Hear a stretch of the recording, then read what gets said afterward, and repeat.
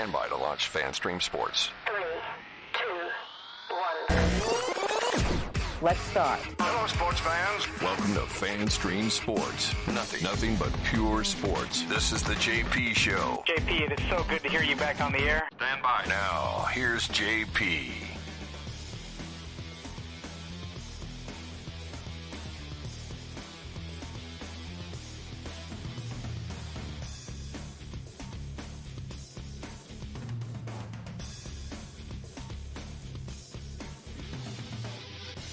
Set up here this morning. Welcome, PS. I am replete in my FSU garb as we get ready for a little College World Series action. Florida State taking on Tennessee out in Omaha. We're going to take out to Omaha today. A couple of good listeners to the show are going to join us from the parking lot of the College World Series out in Omaha. We got a Gator and a Seminole lined up. The Gators will take on Texas A&M, a team they beat 2 out of 3 earlier this season in their first round. That'll be tomorrow. And FSU and Tennessee going tonight. Tennessee, the number 1 overall seed. Florida State played their way in through the Super Regional as they blanked UConn, I believe it was.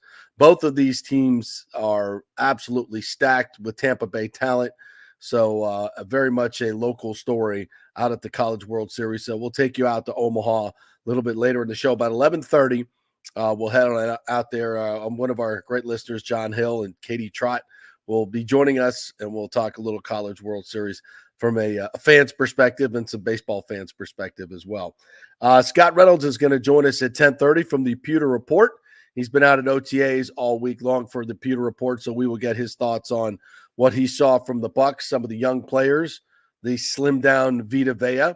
So we will chat with Scott Reynolds at 10:30, and as you guys may have already surmised, I'm also producing myself today, so we will hopefully hang in there with some technical issues from time to time, but not anticipating any. We'll see if we can get this done today.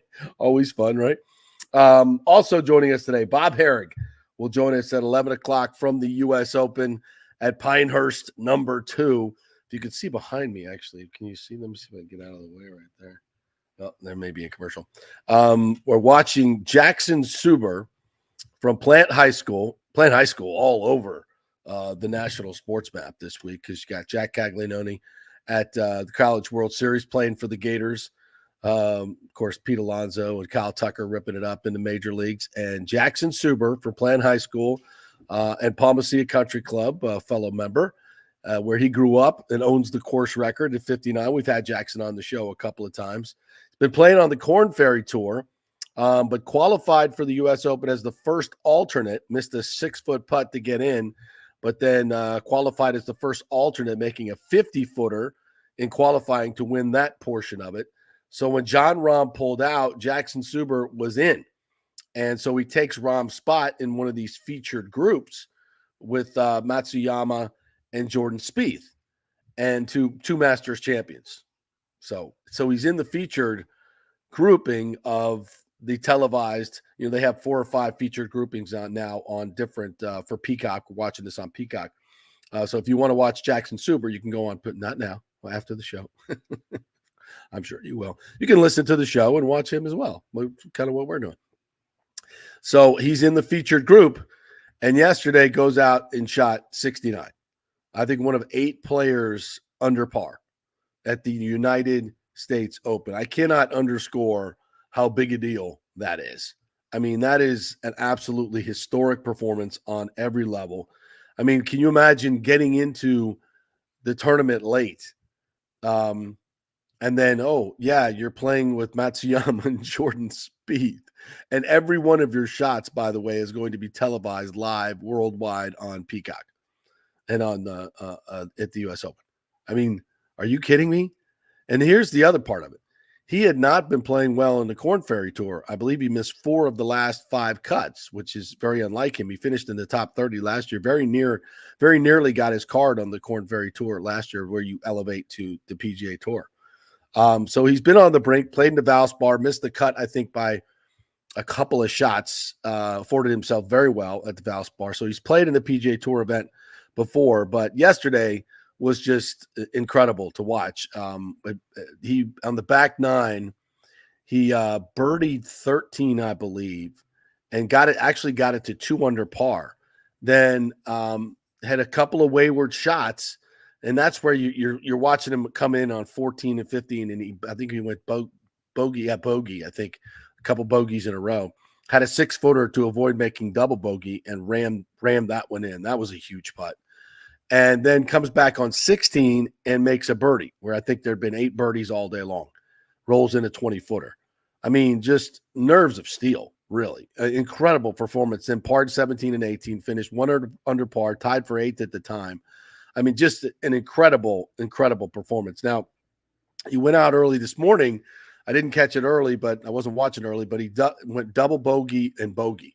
And that's where you're thinking, okay, it's totally going to go off the rails.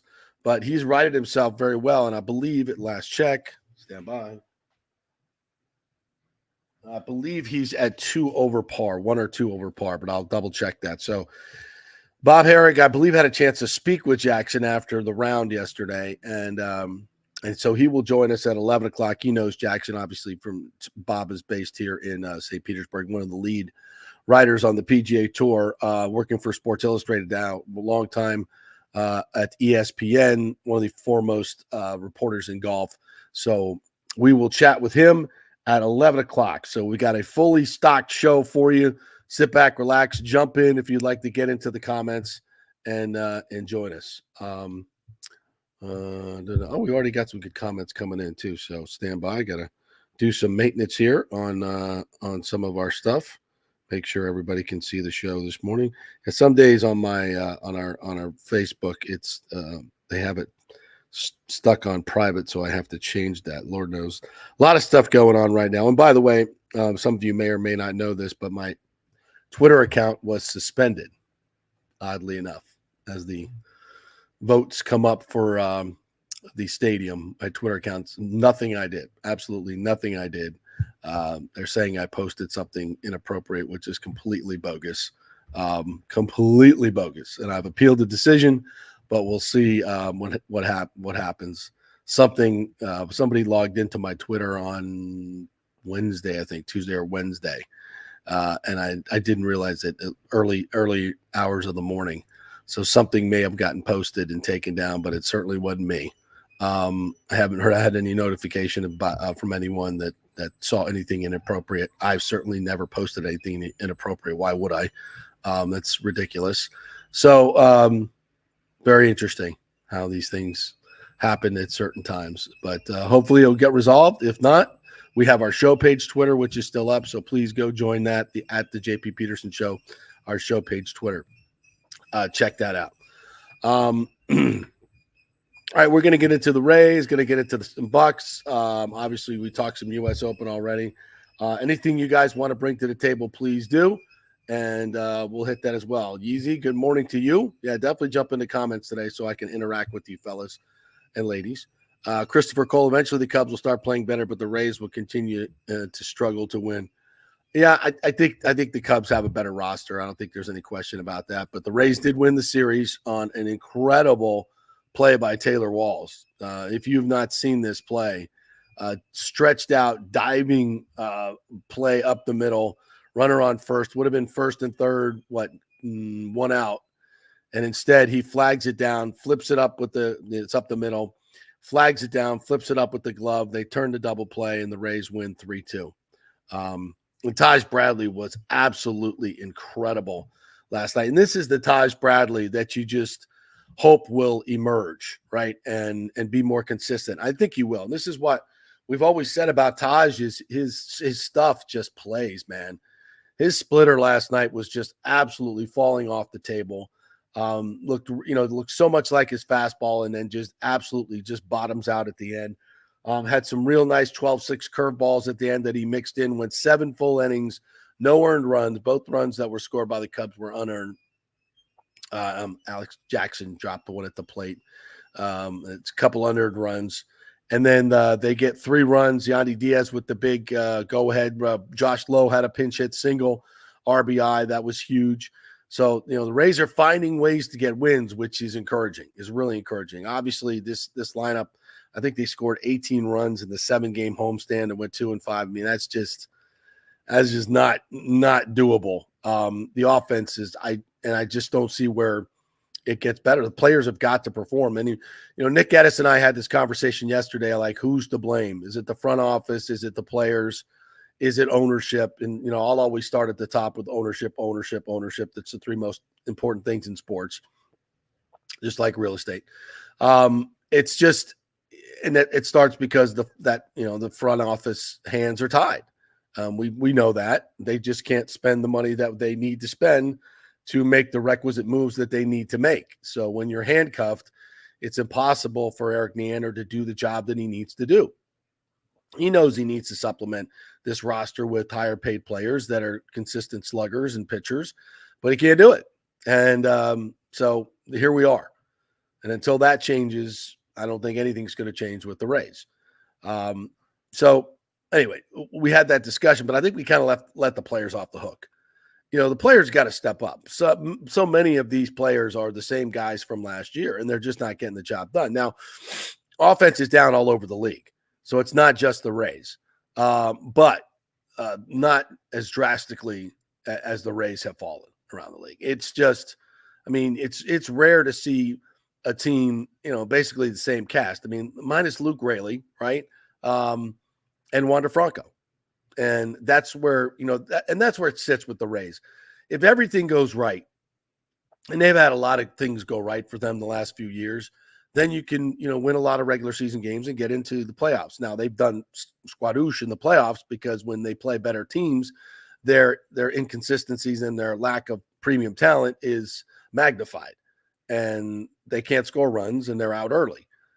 And that's, as John Smoltz has said many times on this show, that's where the Rays are right now. They've perfected how to win and leverage a multitude of arms in the regular season, burn out their bullpen, et cetera, matchups, get guys with plus pitches and tell them to throw them until their arm falls off. That's a lot of what their strategy has been, and it's not a long-term strategy. You can even see it this year. They're trying to get their starters to go longer so that if they get to the postseason, they're not burned out. And Taj last night went 7 full innings. At first, I think a pitcher in a year to go 7 full, not give up any runs, and have 10 plus strikeouts, which was just a tremendous performance from him last night. So, that's good. And to me, at this point of the season, one of the things you want to look for is young players growing, right? Young players growing and getting better for the future. And as Taj has outings like this, you can really see him as being an absolute rock in that rotation. I don't know if he can ever get to a 1 or 2 guy, although the stuff sometimes like last night is just tantalizing. But he can definitely be a 3, 4, 5 starter and a really, really good one. So that's one of the things I really look for in the rest of this race season. They're not making the playoffs. They're not going anywhere. To me, and what moves can they make at the deadline to unload some of their players and get some future prospects? That's going to be key as well. So I think if you're looking and paying attention to this season like there's some chance of winning anything, I would doubt that very, very seriously. But you never know. It's crazy. It's baseball. Excuse me, I got a little tickle in my throat here. All right, let me hit a couple more of these comments before we get to our first break. Bucs Basement says, JP, I'm confused why on sports radio yesterday people were upset Brady didn't bring up the Bucs. It was a Patriot celebration and a media stunt by Kraft to try to shine light on that awful product. It's kind of funny. I think it's a little immature, quite frankly, to be mad at that. And I think, and it's something that I've said since Brady got here. Tom Brady does not bleed Buccaneer pewter and never has and never will. And for that to be a surprise to any of you is silly, quite frankly. Tom Brady, as great as he is, and he is the greatest player in the history of the National Football League. That's inarguable. As great as he is, Tom Brady is about Tom Brady. And Tom Brady came to Tampa Bay because he thought it was his best chance to win a Super Bowl. And he was smart enough to do it. He saw the talent. He saw the coaching staff. He saw the the fact that this team was probably just a quarterback away from winning, which a lot of us did. And that's why I predicted Brady was coming to the Bucs the day after Jameis threw that final pick six. Sorry.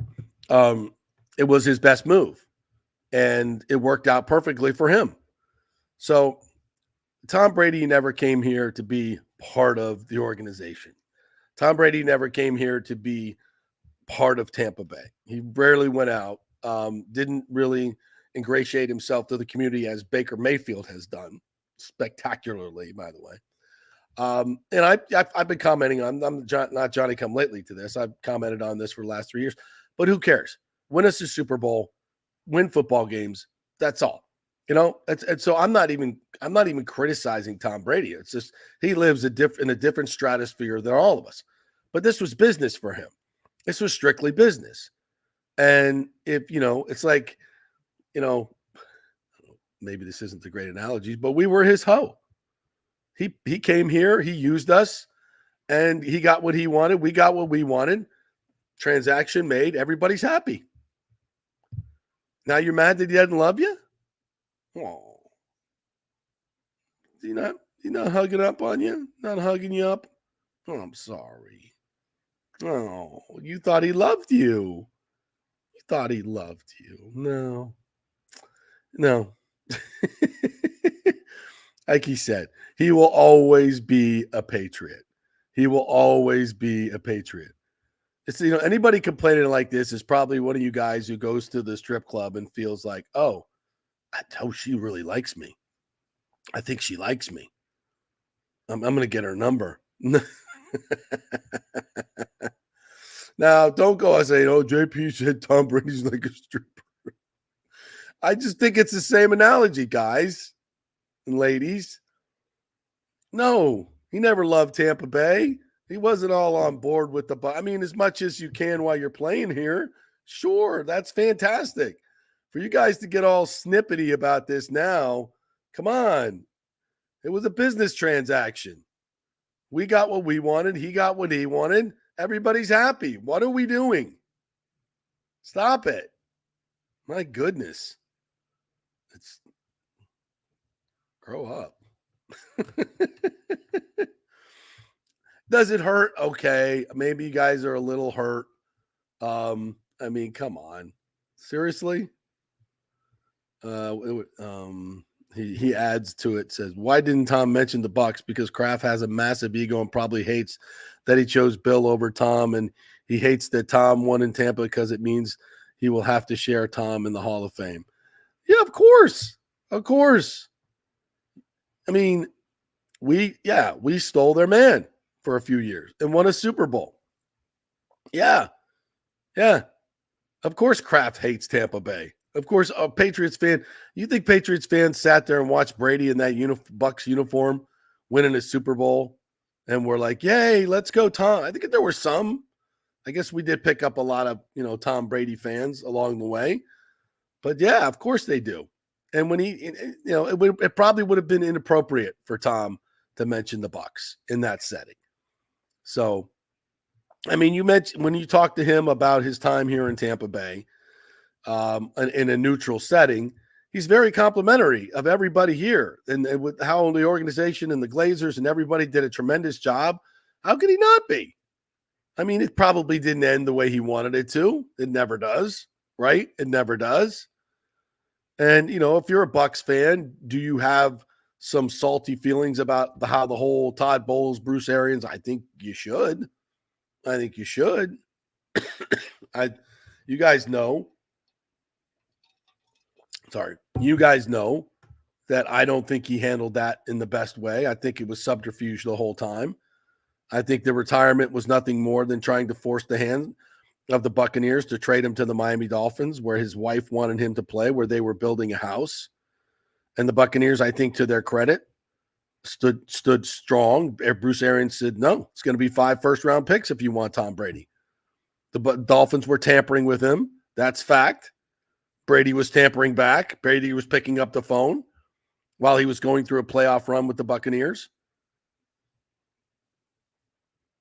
This is all fact. That's all fact. So to me, the opinion part, I think he was trying to leverage the Bucs the whole time with this retirement. No way you're going to play that well and then retire. Not Tom Brady. No way. He's still thinking about playing. So that was all. And Arians knew that. The Bucs knew it. They called his bluff. They played it perfectly. They got him back. Now, I guess it didn't turn out well. Certainly didn't turn out well for Bruce Arians. He got moved aside. And it didn't turn out well for the Bucs. The next season was a disaster. I mean, we did get to the playoffs. You know, it is what it is. And I guess every season you get with Tom Brady is a good one comparatively to most Buccaneer seasons historically. So whatever. What's past is past. And that's, to me, even a small blip of what the Brady era was about. It was about winning a Super Bowl. You got a Super Bowl. Tom Brady came here and won you a freaking Super Bowl in a pandemic. End of story. As bad as I think some of the other stuff was, it pales in comparison to the fact that he won you a Super Bowl. So if any of you are butthurt about him not mentioning the Bucs at his roast, which is probably best after that roast, you probably want your name kept out of the mouth of anybody in that roast. Excuse me. So yeah, I think, as I've told you guys many, many times, if you're sitting here thinking that at any point Tom Brady was bleeding pewter and red, you're sadly mistaken. You're sadly mistaken. This was the Bucs were a means to an end, but fine. Use me. Use me, Tom Brady, and bring us a Super Bowl. And he did. So I think anything else is completely immature. If you're mad at Tom Brady for not wrapping his arms around you, you're the guy who goes to the strip club and thinks the hooker likes you. She doesn't. She likes your money. So grow up. Rick says, are you sure, JP, maybe you were posting inappropriate stadium and Biden comments during your fever NyQuil-induced dreams? It was real. Hopefully you'll feel better. Yes, I'm quite sure. But it is interesting that at the timing of this, as somebody put on Twitter, and I have to kind of watch what I say, unfortunately. There's so much more I'd love to say about the whole Rays, Stu Sternberg situation, but I cannot because of the world we live in, unfortunately. Maybe someday I'll be able to reveal, but at this point, probably not. But yes, there has been, for many years, the Rays have not liked the way I talk about their ownership and how they own the team. Stu Sternberg has not liked it at all and taken many steps to make sure I don't have a voice. But so be it, in my opinion, allegedly. So it is what it is. I hope he gets the stadium deal. Hope it goes through. Looks like it's going to go through.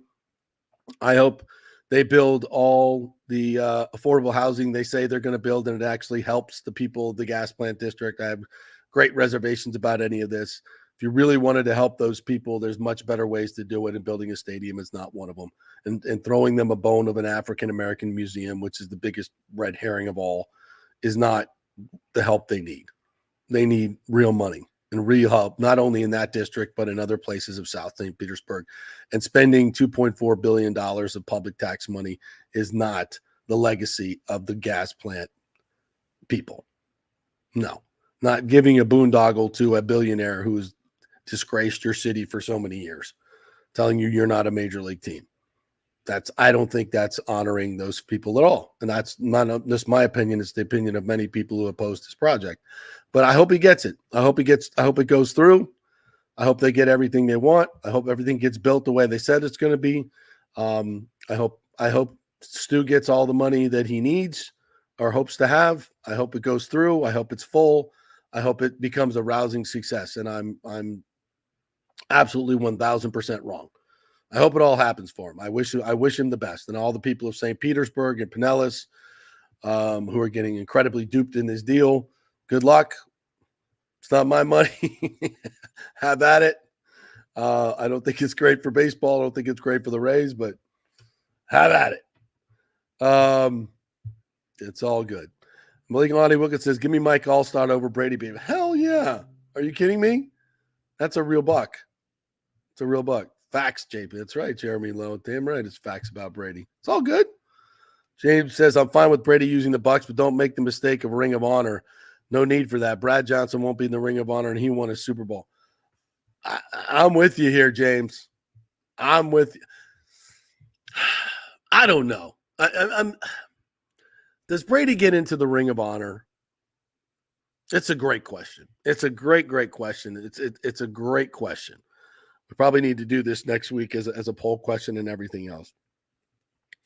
I think there's a lot of good reasons for yay. But if you put him in, yeah, you got to put Brad Johnson in the Ring of Honor. Yes, you do. I think they have to go in together. If you put in Brady, you got to put in Brad Johnson. Have to. And yes, is that a little bit of bias on my part? Yes. But hey, Brad Johnson's numbers, it's not like that was the only good year he had, by the way. Paul Thomason, our great friend from Extravaganza Productions, says, not sure what you've covered about Panthers-Oilers last night, but all sports fans I've talked to this morning are happy about the win for Florida last night, but hoping for a more balanced outcome, meaning a full 7-game series. Regardless, happy for Florida. What's your thoughts? Well, this ain't going 7. That's for damn sure. The Panthers they're really, really good. It just pains me, Paul, to say that and have it come out of my mouth. They're the stinking Panthers, but respect. As Lightning fans, as hockey fans, right? Good recognizes good. And we hold our nose, but we tip our cap, right? You have to. They're playing great hockey. They're playing tremendous hockey. To do what they've done to the Oilers and Connor McDavid is incredible. So yeah, Paul, I have to respect them. You got to respect them for the way but you got to close it out. I mean, you got to close it out. And I'm trying to check exactly what the number was last night. Yeah, Bob made 32 saves last night, and they were up 4-1. They hold on to win it 4-3. But do you see somehow the Oilers winning 3 in a row against this particular team? No, it's not happening. It's not happening. They're just too good. So yeah, Paul. And that's the shame. The finals is a dud in hockey and in basketball. Both finals are complete duds. They're whitewashes. Going to be sweeps, if not gentlemen sweeps. So is what it is. Unfortunately, I thought it would be better, but the Panthers are just that good, and the Celtics are just that good. So you tip your cap to both of them. That's the bad part about those sweeps is we don't get any drama, but you get to see a really good team. Like you say yourself, that's a historically good team, the Panthers. I hate to say it, but they are. You look what they've done in the playoffs and the numbers that they put up, historically good. Lonnie says, does that make the Ray Stadium deal in St. Pete a girl, boy, prostitute? Looks great. Come to find out. Yes. Don't put me in that box, Lonnie, but I feel you. Rick says the Bucs are Brady's hall pass. We were never going to be his jiu-jitsu instructor, allegedly. Yes, Rick. I wish I would have thought of that. Oh, yes. You're absolutely 100% right. Hope it gets voted down, Bel Air. I don't know. I think the payments are in. I mean, the votes are in. I guarantee you, everybody who votes for it will be very, very sorry. No Ring of Honor for the Princess. Okay. All right. JP, what is the success for the Bucs this year? Playoff win, division win, championship game. We got Scott Reynolds coming up next, so I will tell you with him. No Ring of Honor for his defense taking him to the Super Bowl. Ooh, a lot of Tom Brady hate in the show today. Devin White deserves Ring of Honor of Brady. Devin White, Ring of Honor. You're out of your mind. All right, we're going to take our first break, and when we come back, Scott Reynolds is going to join us, and we'll talk some Buccaneers football and the OTAs this week. We're brought to you by the great folks at the Jeeves Law Group, JEEVES lawgroup.com. Scott Jeeves and his group of attorneys are absolute pit bulls. They will represent you vigorously. They are local, they are trusted, and they get results. So don't go with some big firm, out-of-town firm that just makes you a number. Go with the Jeeves Law Group. They got 2 offices, one in St. Pete, one in Tampa, and they will be there to meet with you face-to-face. Get a free case evaluation. Free. It's free at JeevesLawGroup.com. Back in 3 with Scott Reynolds. As the great Titus O'Neil said on this very show, Mother's Day's been kicking our ass for years. It's time to celebrate Father's Day, and where better than the Gold and Diamond Source. The Gold and Diamond Source has the largest selection of men's jewelry, from classic watches to cufflinks to rings. There's something for every dad to enjoy. Yeah, we like shiny stuff too. Their staff is happy to help and guide you through the selection process, ensuring you find a gift that he will love without all the sales pressure and intimidation. That's the great part about the Gold and Diamond Source. Terrific staff. And remember, every piece does not lose its value. You can always trade up in the future. So shop the largest selection of jewelry under one roof, like shopping at 10 different jewelry stores. And right now they're offering 5 years interest-free financing, which means you can get a $5,000 piece and only pay $83 a month. Come on, Dad's worth it. This Father's Day, give Dad a gift that he will cherish forever. The Gold and Diamond Source, because dads deserve it. 3800 Olmerton Road, always online at thegoldendiamondsource.com. As we head into summer and hurricane season, you must make sure that your home is fully insured. Over 40% of people in Florida are not fully insured because property rates have gone up lately. Your home is worth more, so it needs to be insured. Call the great folks at Italiano Insurance, 813-877-7799 to make sure you're fully insured. And also, you might just save some money. There are new companies coming into the state all the time. In fact, we just shopped our homeowners insurance, and I'm telling you, folks, we saved over $550 because Charity, the great customer service at Italiano Insurance, did all the work and found us a better company and a cheaper company. She'll do the same for you. 813-877-7799. Do something about these high rates. Shop them around. Could save you lots of money. It's Italiano Insurance. Been doing business here locally for over 60 years. 813-877-7799. Tell them JP sent you. JP here for the Geddes Gordon Real Estate Group and our good friend Jane Geddes. Folks, simply put, there is nobody like Jane. Jane is a former LPGA 2-time major championship winner. She was also vice president of talent relations at WWE. She also has a law degree from Stetson. So if Jane can drain a 10-footer to win the U.S. Open and stare down Hulk Hogan in the boardroom, you want Jane on your real estate team to not only negotiate the best deal, but find you the perfect home or investment property. And when you work with the Geddes Gordon Group, you become part of the real estate family and get concierge services that include expertly staging, marketing, and preparing your home for sale. Advice on golf properties. Hey, you might even get some golf tips.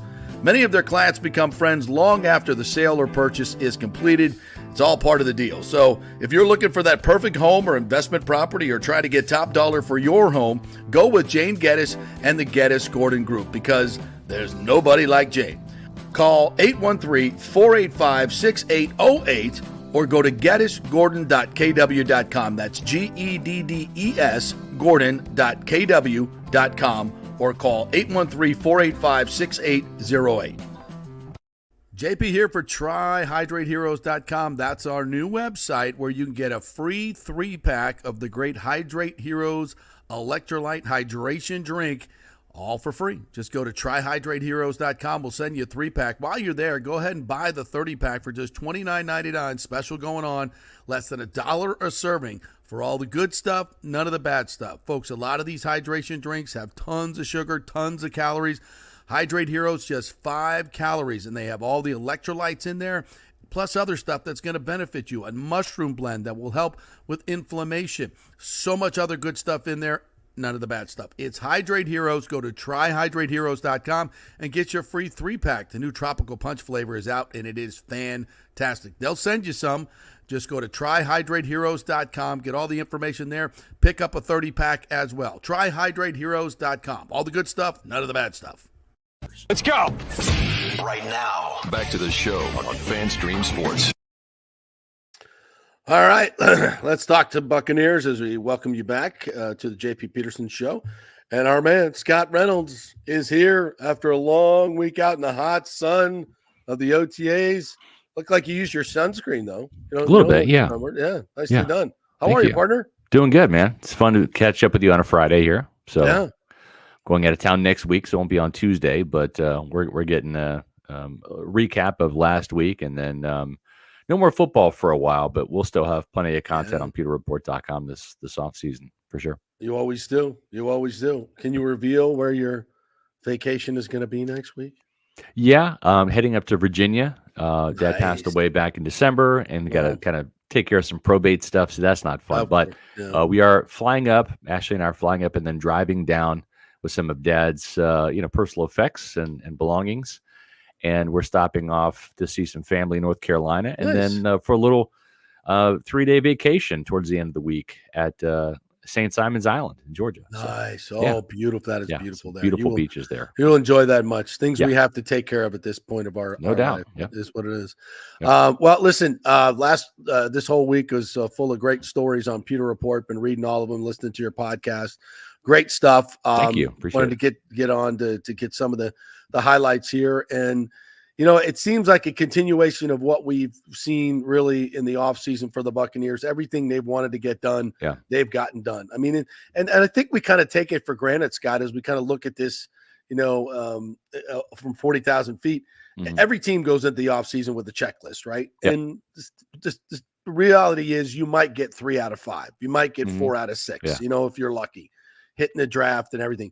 I just feel like the Bucs checked every box. Except if I would say one thing, did they get a dominant edge rusher in free agency or the draft? Well, we kind of knew that wasn't going to happen anyway. Right. Yeah. So maybe if I'm nitpicking, but Chris Braswell may be that guy. We don't know. He might be. Yeah. Yeah. So overall, what do you think? It kind of dawned on me a little bit as I'm out there watching practice this week. It's like, here you have Baker Mayfield coming off that new deal, 3 years, $100 million. He leveled up, right? He had 4,000 yards passing, which was a career high for him. I think it was 4,044, 28 touchdowns, which was also a career high, only 12 interceptions. That's a good touchdown interception ratio. And he did it with Rashad White in his first year as a starter, really kind of truly the first year as a starter at tight end and Cade Otton, first year starter, Cody Malk at right guard, and no left guard, right? Chris Godwin, substandard center. We love Rob Hainsey, but the numbers are what they are. Tristan Wirfs making the transition to left tackle, Luke Gedeke making the transition to right tackle, Chris Godwin, Mike Evans, kind of an up and down rookie season for Trey Palmer as wide receiver 3.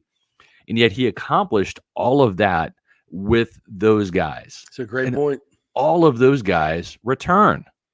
All of those guys have a year further into their NFL profession. Chris Godwin's in a contract year. Mike Evans is satisfied after being paid, right? And he wants more. Tristan Wirfs is no longer going to be learning the left tackle position. He kind of mastered it by the end of the year. Same with Luke Gedeke on the right side. Cody Malk's 15 pounds heavier, right? They've got a bigger, better center at, with Graham Barton. Yeah. Sua Opeta and Ben Bredesen. I think one of those guys is going to be better than Matt Filer / Aaron Stinney last year. Trey Palmer has gotten better this offseason. And then you look at the Buccaneers. They added Jalen McMillan. They added Devin Culp, the tight end. They added Bucky Irving, the running back. So, I asked Baker Mayfield, is this the most complete arsenal you've ever had in terms of skill positions? And he was quick to say, yeah, it might be, but look at the offensive line too. Like they added there as well. So it's like you take the nucleus that saw a jump from 18 points per game under Byron Leftwich in 2022 to 21 points per game under first-year play caller Dave Canales. All those pieces return, and then they've added to that. And I think Liam Cohen's offense is more sophisticated. I think it gives Baker Mayfield more leeway to get out of bad plays that are DOA at the line of scrimmage based upon what the defense is giving you in terms of a look. And I think Liam Cohen has a better grasp for play calling. He's done it for 2 years at Kentucky, then also a handful of games with the Rams when Sean McVay was like, I'm done calling plays for a minute here.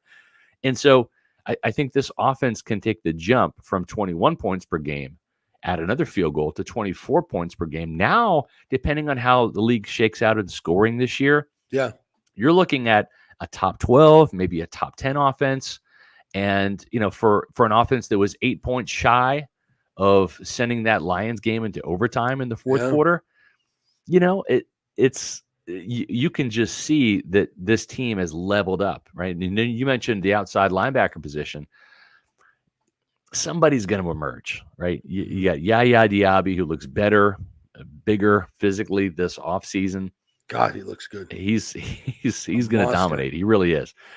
But then you got Joe Tryon-Shoyinka in a contract year, right? You got Anthony Nelson in a contract year. You're two veterans, right? They're vying for money on the table, whether it's in Tampa or elsewhere. Then you throw in Chris Braswell, who, I like a lot coming out of Alabama, whether he, chips in with 2 sacks, 4 sacks, if he becomes a Yaya Diaby where he emerges over the second half of the season, ends up leading your team in sacks, great, right? Then you have Marquise Watts, who's played last year in the low 240s. Now he's in the low 250s. And if he can, I think he's the real wild card. I think this guy, Marquise Watts, can be anywhere from outside linebacker 5 on the depth chart to outside linebacker 2. I think he has starting potential if he can set the edge and be an early down run stuffer, the way that a similarly sized Shaq Barrett was at 6'1", 252, right? Yeah, so right. I think he's the real wild card. So that's 5. Then you throw in Jose Ramirez, who looks like a completely different player physically. He's lost some fat. He's chiseled up a bit. He's number 6.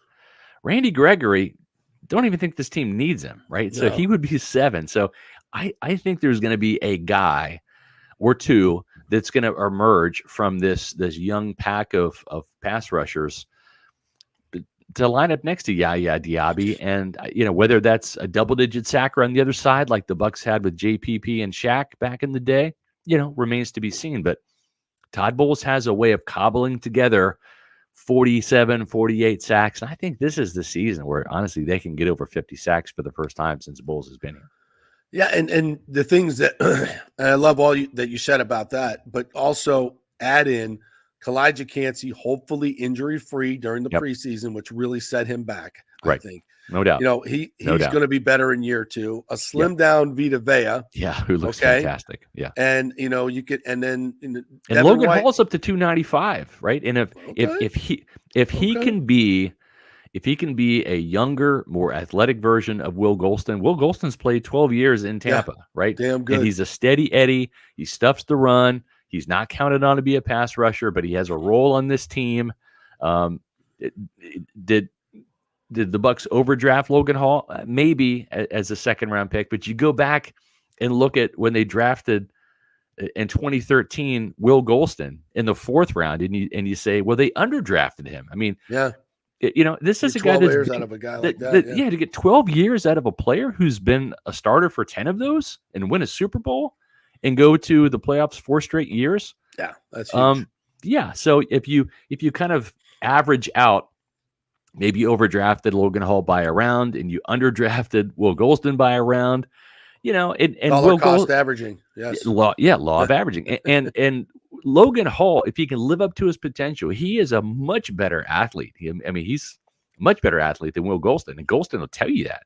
And the fact that he came in as a 265-pound rookie, played at 265 at Houston, then got up to in the 270s as a rookie, then the 280s last year, still undersized.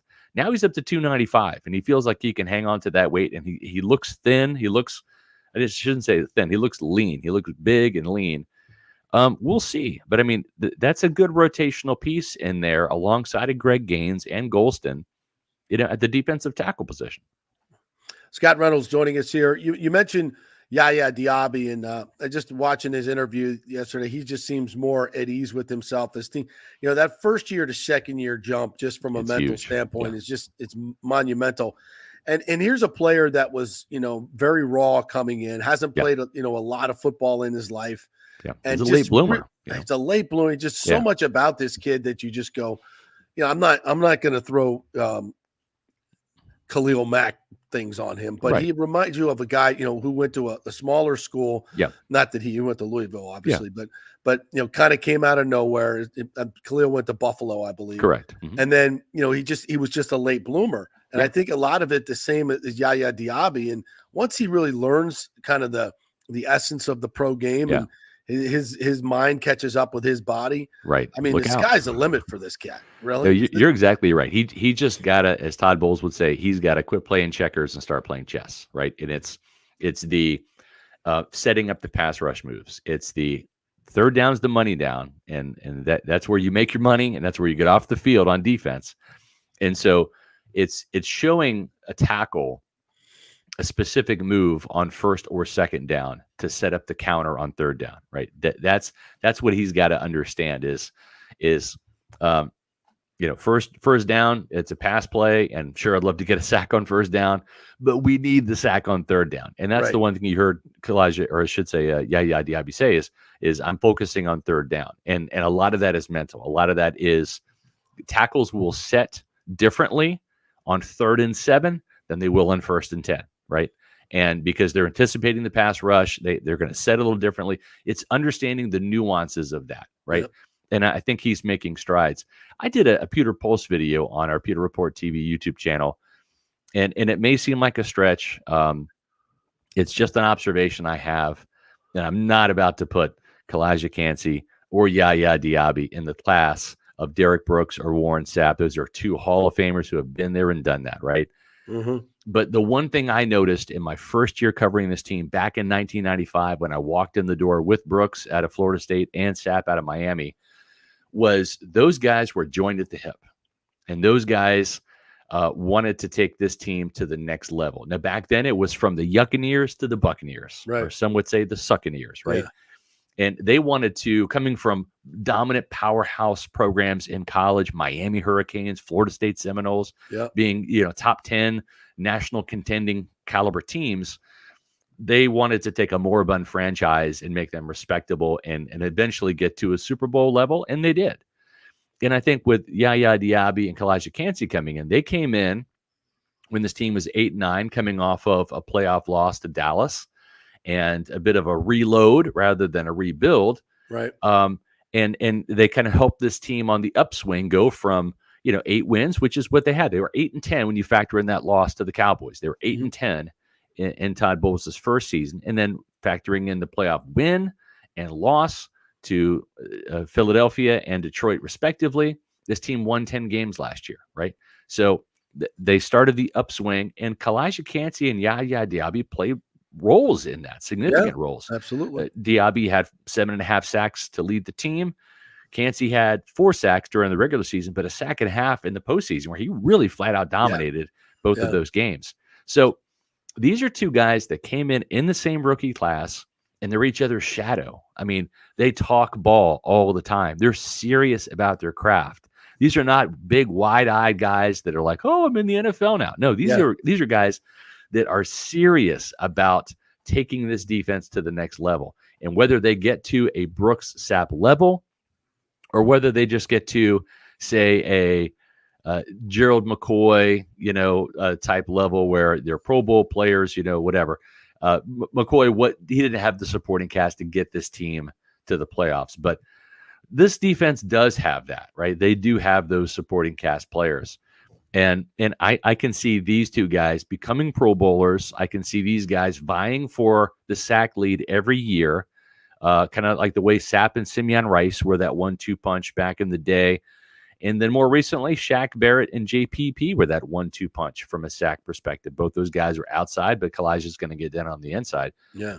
And it's just the mentality. It's the desire to be great, to do more, do the extra, to take this seriously, yeah. And not just be rookies, but like we're NFL players. And like let's level up ourselves so we can level up this team. And it's just a different mindset that I haven't seen from a pair of players joined at the hip since Brooks and Sapp back in the day. That's a great observation. And I think that for long-term Buccaneer reporters / coverage guys that remember those guys coming in together, I think that bodes well for this franchise's future. That's an awesome take right there. And Kancey, just struck me the other day when I was doing the interview. We all were doing the interview. He seems He said he had put on a little bit of weight, but not much. He still wants to play at 285, 283, right in there. But his body looked different. It did. He seemed different. His lower half, man. Like he's the hips, the butt, the thighs, the calves. He has done the work in the weight room to transform the body from 286 pounds of, a compound of muscle and fat to more muscle, less fat, but really in that lower half. That's going to help him anchor against double teams in the run game. It's going to make him even more explosive, even more quick coming off the ball as a pass rusher and a disruptor. And, he's maxed out. He's never going to be a 300-pounder, right? Yeah. Aaron Donald. I thought they might try to put some weight on him, but he seems really happy playing at 285. Yeah, he looks bigger, but he still weighs the same. Yeah, he does. And I remember seeing Yaya Diaby at the OTAs before the mini camp, and I mean, his arms looked just even bigger, and they were big last year. And I took a picture from our guy Cliff Welch, and I texted it to Yaya. I said, dude, are you pushing 270? Like, you look like you're an Incredible Hulk. And he texted me back and he said, no, I'm still 263, 265, just more muscle and leaner. And I'm like, you didn't have any fat to begin with, man. As great as these college programs are, when you get to the pros and the nutrition and weightlifting and doing it, it's your full-time job. It's just a different deal. No, you're exactly right. You nailed it. And the thing too is, imagine this, right? Let's say you're Graham Barton, who obviously is no stranger to the weight room, right? He's a big dude, right? He has been lifting all of his life, and he's just one of those guys that comes in with a pro-ready body, right? But if you're at Duke, he's the biggest guy, right? He is it. So if you're a freshman, a sophomore, junior, if you're coming into your senior year, like, that's the guy. That's the pinnacle. Like, he's as good as it gets. And how many of those guys are at Duke? 2, 3, 4, right? Okay, well, you walk in to the weight room at the Buccaneers, there's Vita Vea, there's Tristan Wirfs, right? There's Luke Gedeke, Luke the lifter, right? The whole weight room is filled with guys that are your size or bigger. And it's just different. It's a different culture. It's a different environment. And Graham Barton's even said, like, hey, I'm not going to get into weightlifting competitions with Tristan Wirfs. I'm waving the white flag right now, right?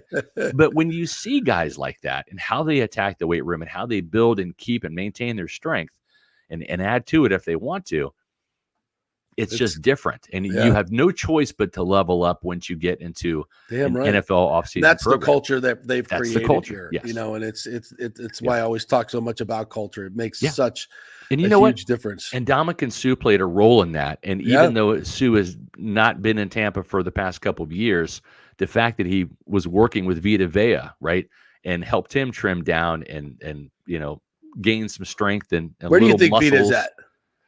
I think he's around 347 because I asked him, and of course he was kidding with me. Very coy. Very coy. Because he does not talk about his weight. He has not talked about his weight. Don't ask him about his weight. Well, I know, but inquiring minds want to know. So I asked him. I said, "You've been listed at 347 for years now. Like, where are you at?" And he's like, 347.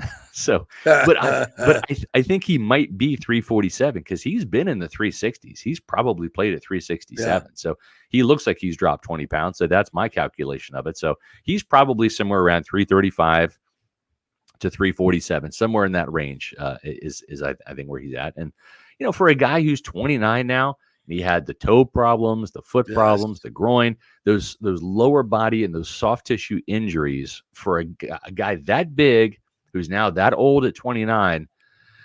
It's not even about extending your career like Ndamukong Suh was able to do. It's about extending the prime of your career. Make you a better player. You're 29, and the way Vita was going, he might have played until 33, right? So you get 4 more years out of him. If that. But maybe only 2 of those are in his prime. And then you start to see the downward slope, at age 32 and then 33, kaput, right? Suh was a hell of a player at 37?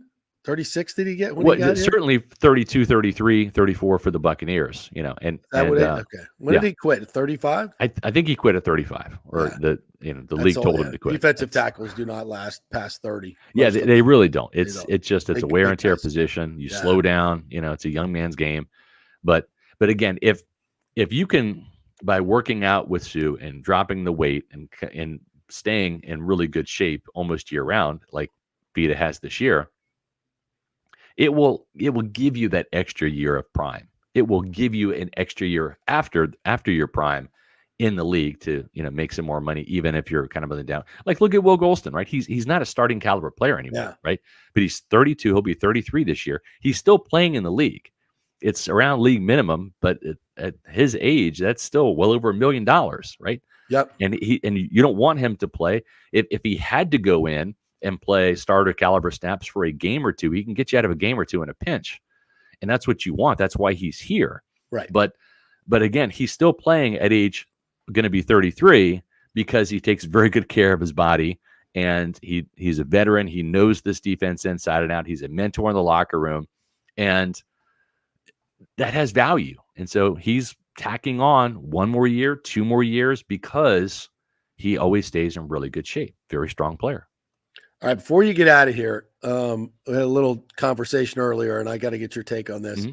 So evidently on sports radio yesterday, some of the hosts and the fans were all upset and up in their feels about Tom Brady didn't mention the Bucs at his Patriots Ring of Honor ceremony. Didn't get any run. Hold on. What Ring of Honor? What Ring of Honor? Yeah, the Patriots. Oh, the Patriots Ring of Honor. Yeah. Okay. Yeah. All right. And then, of course, the roast. No, didn't mention the Bucs at all. Yeah. And I'm like, listen, I don't. Maybe this is not the right analogy. I'm like, if you're the guy that goes into the strip club, and pays you money, and you think she loves you, right? Tom's always going to be a Patriot. Hey, he came here. He got what he wanted. We got what we wanted. Everybody's happy. The transaction is clean. But if you ever want to think that he loved us like that, no, and that's okay. Yep. It's okay. Don't get your feelings hurt. And Listen, should he be in the Bucs Ring of Honor? Yeah, I think so, for sure. Well, Can why we not? put him in, if we do it, can we put him in with Brad at the same time? Yeah, we Brad's put Brad. Brad's not getting it. If Tom gets in, Brad's got to get in. Tom's going to get in, and I wouldn't be surprised if it's this year because I think once Tom gets the schedule of games and I don't think they're doing a Ring of Honor this year. I think they might.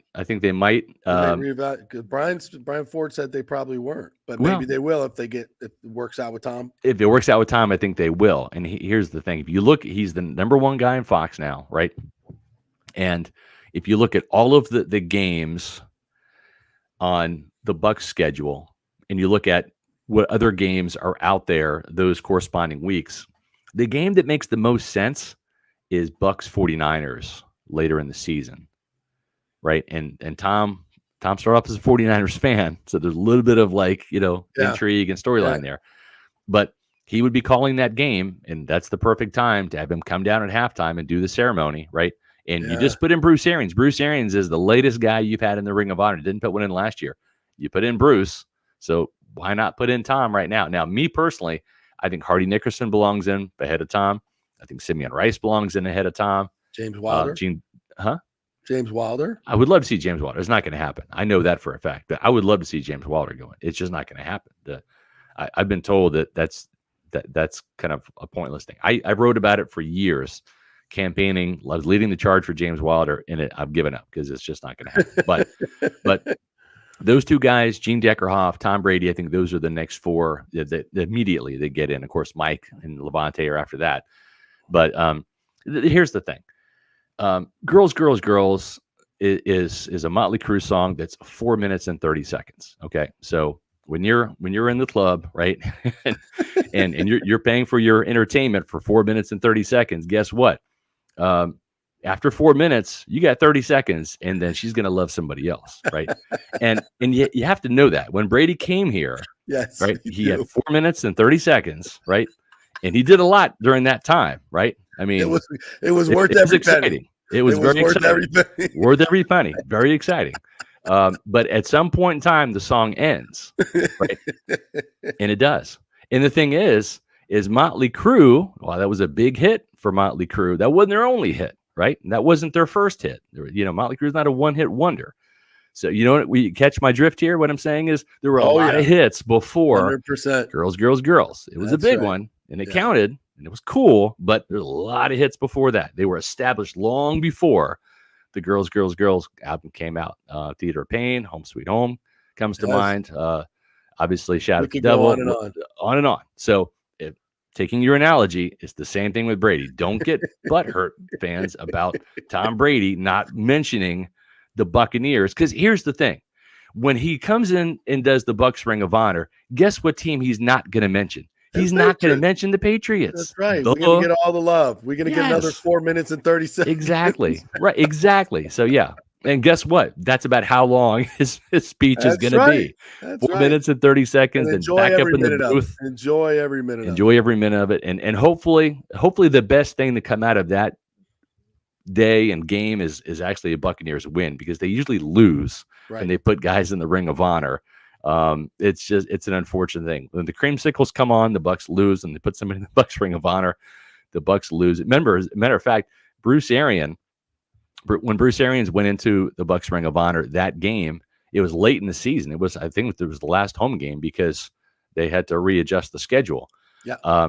And they were down at halftime to Carolina before Mike Evans erupted and with his touchdowns. Yeah. And they came back to win that game, and they won the NFC South that day. But they were actually down at halftime of the Bruce Arians Ring of Honor induction game. So we'll see what happens. But I think there's a chance Brady gets in. I think you nailed that one. All right, Scotty, thanks, man. Appreciate you as well. Have a good week off. Appreciate it. Check out Pewter Report and all the podcasts. And they've got a lot of great stuff up there from OTA, so do not miss it. Thanks, partner. Thank you. Take care. All right, Scott Reynolds right there. Let's move quickly over to our good friend Bob Herrig, who's coming to us live from Pinehurst. And let's see if we can get him in here. What's up, Bob? Are you there? Yeah, I can hear you. Here, yes, sir. Thank you. I can hear the birds tweeting there in the background at Pinehurst. It sounds beautiful. How are you?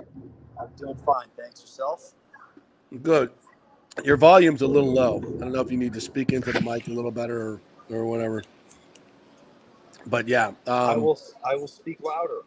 Yeah. All right. Yeah. It seems like it's a little distant, but we can definitely hear you.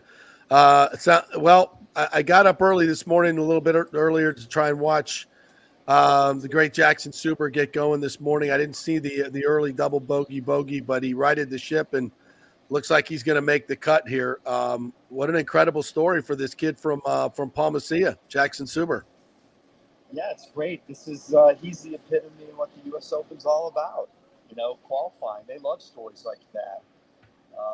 60 some odd guys get into the U.S. Open who are not exempt. Otherwise, they qualify. And he, as you know, I'm sure have noted, he got in when John Rahm withdrew. So he was the last man into the field, and then he stepped right into the spot that John Rahm vacated. So he gets thrown in there with Spieth and Hideki Matsuyama. That's not the easiest thing either, to play with those guys. Spieth is about as popular as it gets, and it could be a little bit unnerving. He has not played in a major before. He'd only played in a couple PGA Tour events, and you're going to get thrown in with those guys. So usually the qualifiers are a little bit more obscure in their pairings. So, and then he shot 69. Good for him. Only 15 guys were in the 60s. So, and he's hanging on today. He noted the double, the poor start, a double on a par 5 too, which is unfortunate. One of the rare scoring holes. Although I don't know that any hole really is easy in that regard. But he's got 6 or 7 holes to go, and he's hanging in there, and great accomplishment if he makes the cut. Yeah, did you get a chance to talk with him at all after the round? I did not. He was on the late end yesterday, and he was also that's around the time when McIlroy, Schauffele, Scheffler were getting done. Yeah. And, I sort of had noticed earlier on that he was hanging in there, and then you look up and he's in at 69, which is really impressive, especially on this course. And a lot of guys shot over par yesterday. It's no shame, So for him to do that, it's a great memory. Maybe also a good little launching point for him in his career to give him a boost. Yeah, I think you're right with that. I mean, it's so much of this is mental and about confidence. I mean, all these kids can hit the ball a mile, and he's won a lot of tournaments in his college days, so he knows how to win. But so just being comfortable on this stage, I think, is a huge part of it. I noticed and read an article. He said he really didn't have a whole lot of nerves yesterday, which is unbelievable, as you said, playing with two Masters champions. And by the way, since he's playing in that group, he's been on the featured board for Peacock. So every one of his shots is being televised globally. I'm sure he knows that, but I mean, that's even more pressure, right? To have that on your plate. Yeah, good for him. It's look, if you're going to be a pro golfer and try to get to this level, you're going to have to learn to deal with that kind of stuff, and what a better place to do it. I mean, I know he's been having some struggles recently on the Korn Ferry Tour, which maybe this will give him a boost to get him back going again, because that's ultimately going to be his ticket out here to the big time, and he's got to take care of business over there. I would think that a couple of nice rounds here, especially making it to the weekend, even if he doesn't fare all that well over the weekend, it's just putting yourself under this duress is good. Bob Herrick joining us from the U.S. Open in Pinehurst. You mentioned Rory McIlroy, a great finish for him yesterday. I mean, it's with Rory, he's going to be there. It's a major. It's just getting over the hump and getting that W. Is there anything about this course maybe that could suit him? How do you think it plays out for the weekend for Rory? Yeah, I'm not sure that anything really suits Rory that in that regard. I mean, he's just got a great game. Yeah. And his game should translate to anywhere, really. I think that was the thing for him for a long time, was that he could only play on a soft, long, wet course. That's how he won his first U.S. Open way back in the day at Congressional. He won a PGA in conditions like that. And he talked about it again yesterday, that he started to embrace the the difficulty of the U.S. Open. He used to sort of fight it a little bit. It used to frustrate him. He didn't like it. And now he's coming to, he's had a really good run here starting in 2019 in U.S. Opens. It's like 7-6, 5, 4, and last year he was second. And so embrace it. Embrace the challenge. Royce, it always sort of tickles me when a guy like sort of talks himself out of something. Roy's got a game that can compete anywhere. And look, his length, if he gets it in play, he's going to have an advantage because he's going to have shorter shots with more loft that come into greens that are really hard to hold. And you've got to, be very, very precise. Anybody who knows Donald Ross greens knows that the targets are really a lot smaller than they look, because anything on the edges is going to roll off. They repel. So, Rory's hanging in there today. There was guys it's the lead is 5 under. I wouldn't be surprised if that's the lead at the end of the day. Maybe 6 under. I don't think it's gonna double. That's the nature of the U.S. Open. So he's won over par on this round today. Rory is, and he's going to be right there. Bob Herrick joining us from the U.S. Open. Talk a little bit about Scottie Scheffler, where he's at. I mean, he's got a bit of a way to go now to get back in contention, but are we going to be talking about at the end of this year that the reason he didn't win the Grand Slam or win 3 Opens was because some guy arrested him in Louisville? Is that even a possibility at some point? I mean, let's be honest. It's the only thing that's gotten in his way in the last 3 months. Yes. I mean, his worst finish in the last 3 months was that tournament, and there's no secret that it took its toll. I mean, he had the great day on that Friday when I think he was numb, and then it all sort of unraveled for him Saturday. And I don't unravel. He's still tied for 8th. Right. But he's struggling a little bit today. It makes you wonder if winning last week took it out of him a little bit. Yeah. Yeah. And Sunday was a hard day at the Memorial. He was over par for his round yesterday. He was over par Sunday in winning. It's the first time he's had back-to-back rounds over par since last July. That's a good point. An amazing run, and now he's over par today. I've sort of like wondered about having those signature events the week before a major. Some guys It's a little weird. Some guys like to play the week before a major, but not everybody does. And I'm guessing that he would not have played last week if it hadn't been that tournament. And then you play a big tournament that had really tough conditions over the weekend, and it's a grind, and then you come to a place you've never played before until this week, and they're long days. It's really hot. Today's very warm, in the 90s, very humid. I'm not making excuses for him, but he's had such an incredible run. Maybe there was bound to be a little bit of a letdown, but it's a bit of a shame, really. I think he's been playing so well that we would have loved to have seen him, make a run at another major. It's been a while since the guys won 2 majors in the same year, and he's certainly, capable of doing that. Bob Herrick joining us here from the U.S. Open in Pinehurst number 2, which I was lucky enough to play a couple of times. It's a diabolical course, and it tests you so much mentally with the greens falling away. You hit so many good shots, and they just end up being poor shots. Saw that happen to Jackson yesterday, and he recovered like really, really well. I'm guessing that USGA is going to let this get faster and firmer as the weekend goes on. And come Sunday, it's going to be, I hate to say the word body bags because I know what that'll get you on talking about golf, but it could be some out there on come Sunday. How do you think the USGA will treat this as the weekend goes on? I think they're going to keep it just as it is. They might check out a few borderline spots and put some water down. The 6th green is a little bit probably over the top. It's a par 3, and it was the hardest hole in the course yesterday. Yeah. It played like 3/4 of a shot over par. And if you guys hitting shots pin high are balls rolling over. Then like I was saying earlier, if you hit it short, it's gonna stay off in the front. The landing area to a fairly longish par 3 is just really, really small. Yeah. And so that's probably not ideal. Right.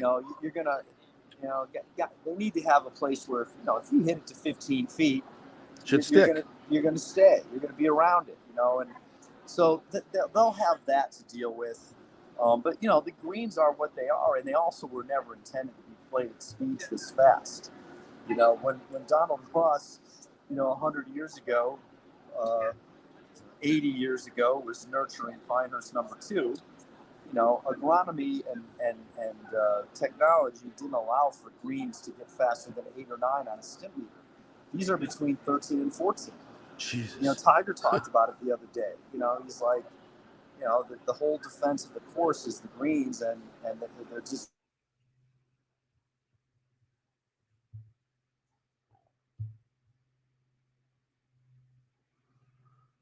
We may have lost Bob.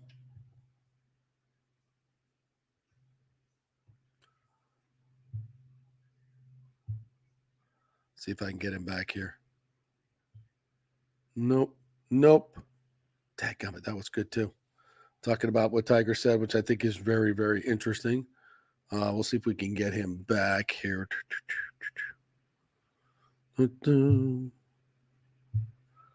Bob, you there? I think we lost him. Okay. All right. Well, we'll thank him and move on. It's good stuff. Bob Herrick right there. Yeah. As I was a little concerned as the weekend goes on. Let me just hit him up right here real quick. Sorry, producing on the air. Just thank him for coming on. Thank you, Bob, for coming on. We appreciate that. And we'll catch up with him next week. All right, all good. It's how we have to do it when we're solo, boys and girls. All right, we'll take a quick break. We're going to take you to the College World Series here around 11:30. We also have our Hydrate Heroes Hero of the Week at the end of the show. We do that each and every Friday, so we'll have that for you. When we come back, we are going to hear from Might be able to get you a little Sterling Shepard from earlier this week. And we'll talk a little College World Series coming up at 11:30. So quick break. JP here for HydrateHeroes.com, the great electrolyte hydration drink that has all the good stuff, none of the bad stuff. NFL players are using this stuff. All types of athletes are using it because it's got 5 calories. None of the bad stuff, all the good stuff. All the electrolytes are in there for you. And also amla fruit, which is a terrific additive in there. The mushroom blend helps with inflammation in your body. Definitely has helped me with my knees. My knee pain has gone away almost exclusively since I started drinking Hydrate Heroes. Folks, it makes a difference. I love it. Professional athletes love it. You will love it. The new Tropical Punch flavor is out. Go to tryhydrateheroes.com and get a free 3-pack. That's tryhydrateheroes.com, a free 3-pack, and get the 30-pack while you're there for just $29.99. Tryhydrateheroes.com. You'll love it. JP here for the Geddes Gordon Real Estate Group and our good friend Jane Geddes. Folks, simply put, there is nobody like Jane. Jane is a former LPGA 2-time major championship winner. She was also vice president of talent relations at WWE. She also has a law degree from Stetson. So if Jane can drain a 10-footer to win the U.S. Open and stare down Hulk Hogan in the boardroom, you want Jane on your real estate team to not only negotiate the best deal, but find you the perfect home or investment property. And when you work with the Geddes Gordon Group, you become part of the real estate family and get concierge services that include expertly staging, marketing, and preparing your home for sale. Advice on golf properties. Hey, you might even get some golf tips. Many of their clients become friends long after the sale or purchase is completed. It's all part of the deal. So if you're looking for that perfect home or investment property or trying to get top dollar for your home, go with Jane Geddes and the Geddes Gordon Group because there's nobody like Jane. Call 813-485-6808 or go to GeddesGordon.kw.com. That's GEDDES Gordon.kw.com or call 813-485-6808. As the great Titus O'Neil said on this very show, Mother's Day's been kicking our ass for years. It's time to celebrate Father's Day, and where better than the Gold and Diamond Source. The Gold and Diamond Source has the largest selection of men's jewelry, from classic watches to cufflinks to rings. There's something for every dad to enjoy. Yeah, we like shiny stuff too. Their staff is happy to help and guide you through the selection process, ensuring you find a gift that he will love without all the sales pressure and intimidation. That's the great part about the Gold and Diamond Source. Terrific staff. And remember, every piece does not lose its value. You can always trade up in the future. So shop the largest selection of jewelry under one roof, like shopping at 10 different jewelry stores. And right now, they're offering 5 years interest-free financing, which means you can get a $5,000 piece and only pay $83 a month. Come on, Dad's worth it. This Father's Day, give Dad a gift that he will cherish forever. The Gold and Diamond Source, because dads deserve it. 3800 Almerton Road, always online at thegoldendiamondsource.com. JP here for my good friends at Italiano Insurance, and they did it again. Once again, Italiano Insurance stepping up with the best customer service. I was in a bind. My old insurance company, my auto insurance, jacked up my rates, so I called Charity at Italiano Insurance, and she stayed till 9:30 at night until she got my insurance done. And guess what? She searched all these companies for me. I didn't do the work. She did. Saved me $1,000 on my annual premium. $1,000, folks. That's real money. And that's what you get at Italiano Insurance. Great customer service. And here's another note for you, by the way, with hurricane season up. 40% of people in Florida are underinsured. That means if you have something happen during a hurricane and you need replacement costs, you're going to get 40% less than you deserve. Can't let that happen. Call the folks at Italiano Insurance and get them to help you out in both those regards. They will save you money and keep you insured properly. That's 813-877-7799. Great folks in the community, been doing it for over 60 years. Italiano Insurance, 813-877-7799. Let's go. Right now, back to the show on FanStream Sports. All right, welcome back to the JP Peterson Show, brought to you by the great folks at Hydrate Heroes. We have the Hydrate Heroes Hero of the Week coming up in just a little bit. Go to tryhydrateheroes.com and get your free 3-sample pack. They got the new flavors out. Tropical Punch, absolutely fantastic. So check it out. Go to tryhydrateheroes.com. Only 5 calories per serving. all of the good stuff, none of the bad stuff. Get your electrolytes, amla fruit, the mushroom blend, all that stuff in one drink, and it tastes great. Only 5 calories. None of those bad additives, sweeteners, or any of that bad stuff. So check it out, hydrateheroes.com.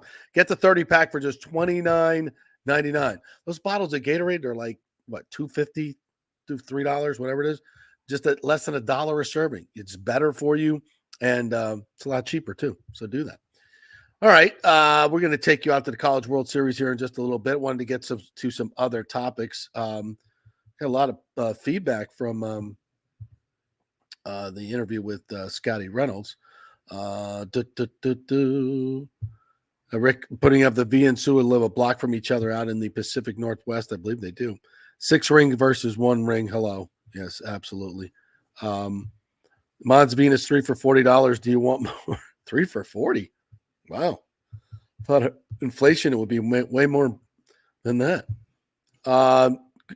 John Hill, who we'll be going to in a little bit, they're in parking lot D. Just sent me a couple pics of the tailgate from the College World Series. Really, really good. Scott Reynolds sounds like his heart has been broken a few times during Motley Crue songs. Stay out of the champagne room. But they're so believable. I mean, not that I've ever been there. Michael Sorgel says, very good Buccaneer update. Scott and JP, the girls analogy really made me laugh hard. Me too. You know, I mean, that's what it is. I mean, I did not hear those conversations on sports radio yesterday, but I can imagine. I mean, anybody who really is, oh, Tom Brady's not fucking here. He's not mentioning us. I mean, really? Come on. No, you had a good time. Frame a picture. It's all good. Take it for what it's worth. Reading up on the College World Series, Florida State, Tennessee tonight, 7:00. Jamie Arnold will get the start for FSU. Dun, dun, dun. He's from Jesuit High School. He's their ace pitcher. 3rd in the nation, I believe, in strikeouts, 2.77 ERA. Tennessee is the favorite. They had 173 home runs in 67 games. Holy Christ. That's a lot. And they're 3rd in the nation in ERA at 3.83. So a tall order for Florida State, who's in their 24th College World Series, still looking for their first national championship. How about that? I mentioned a little bit about Rob Manfred visited the Rays yesterday. Did say that he's very confident that the deal in St. Petersburg is going to pass and they will finally get the stadium that they've wanted for so many years here. And I know Manfred has said many, many times that he wants the deal to be done in Tampa, but at this point, I'm guessing he'll take anything he can get in this marketplace, and hopefully it works out for the long term. We shall see. He also visited with the players, and they talked about, it was interesting that none of the players asked Manfred about the stadium deal. They asked about the rules and all those other things, but evidently the venue in which they're going to be playing in was not important to them to ask. Or maybe they just were told not to. I don't know. That censorship stuff is real.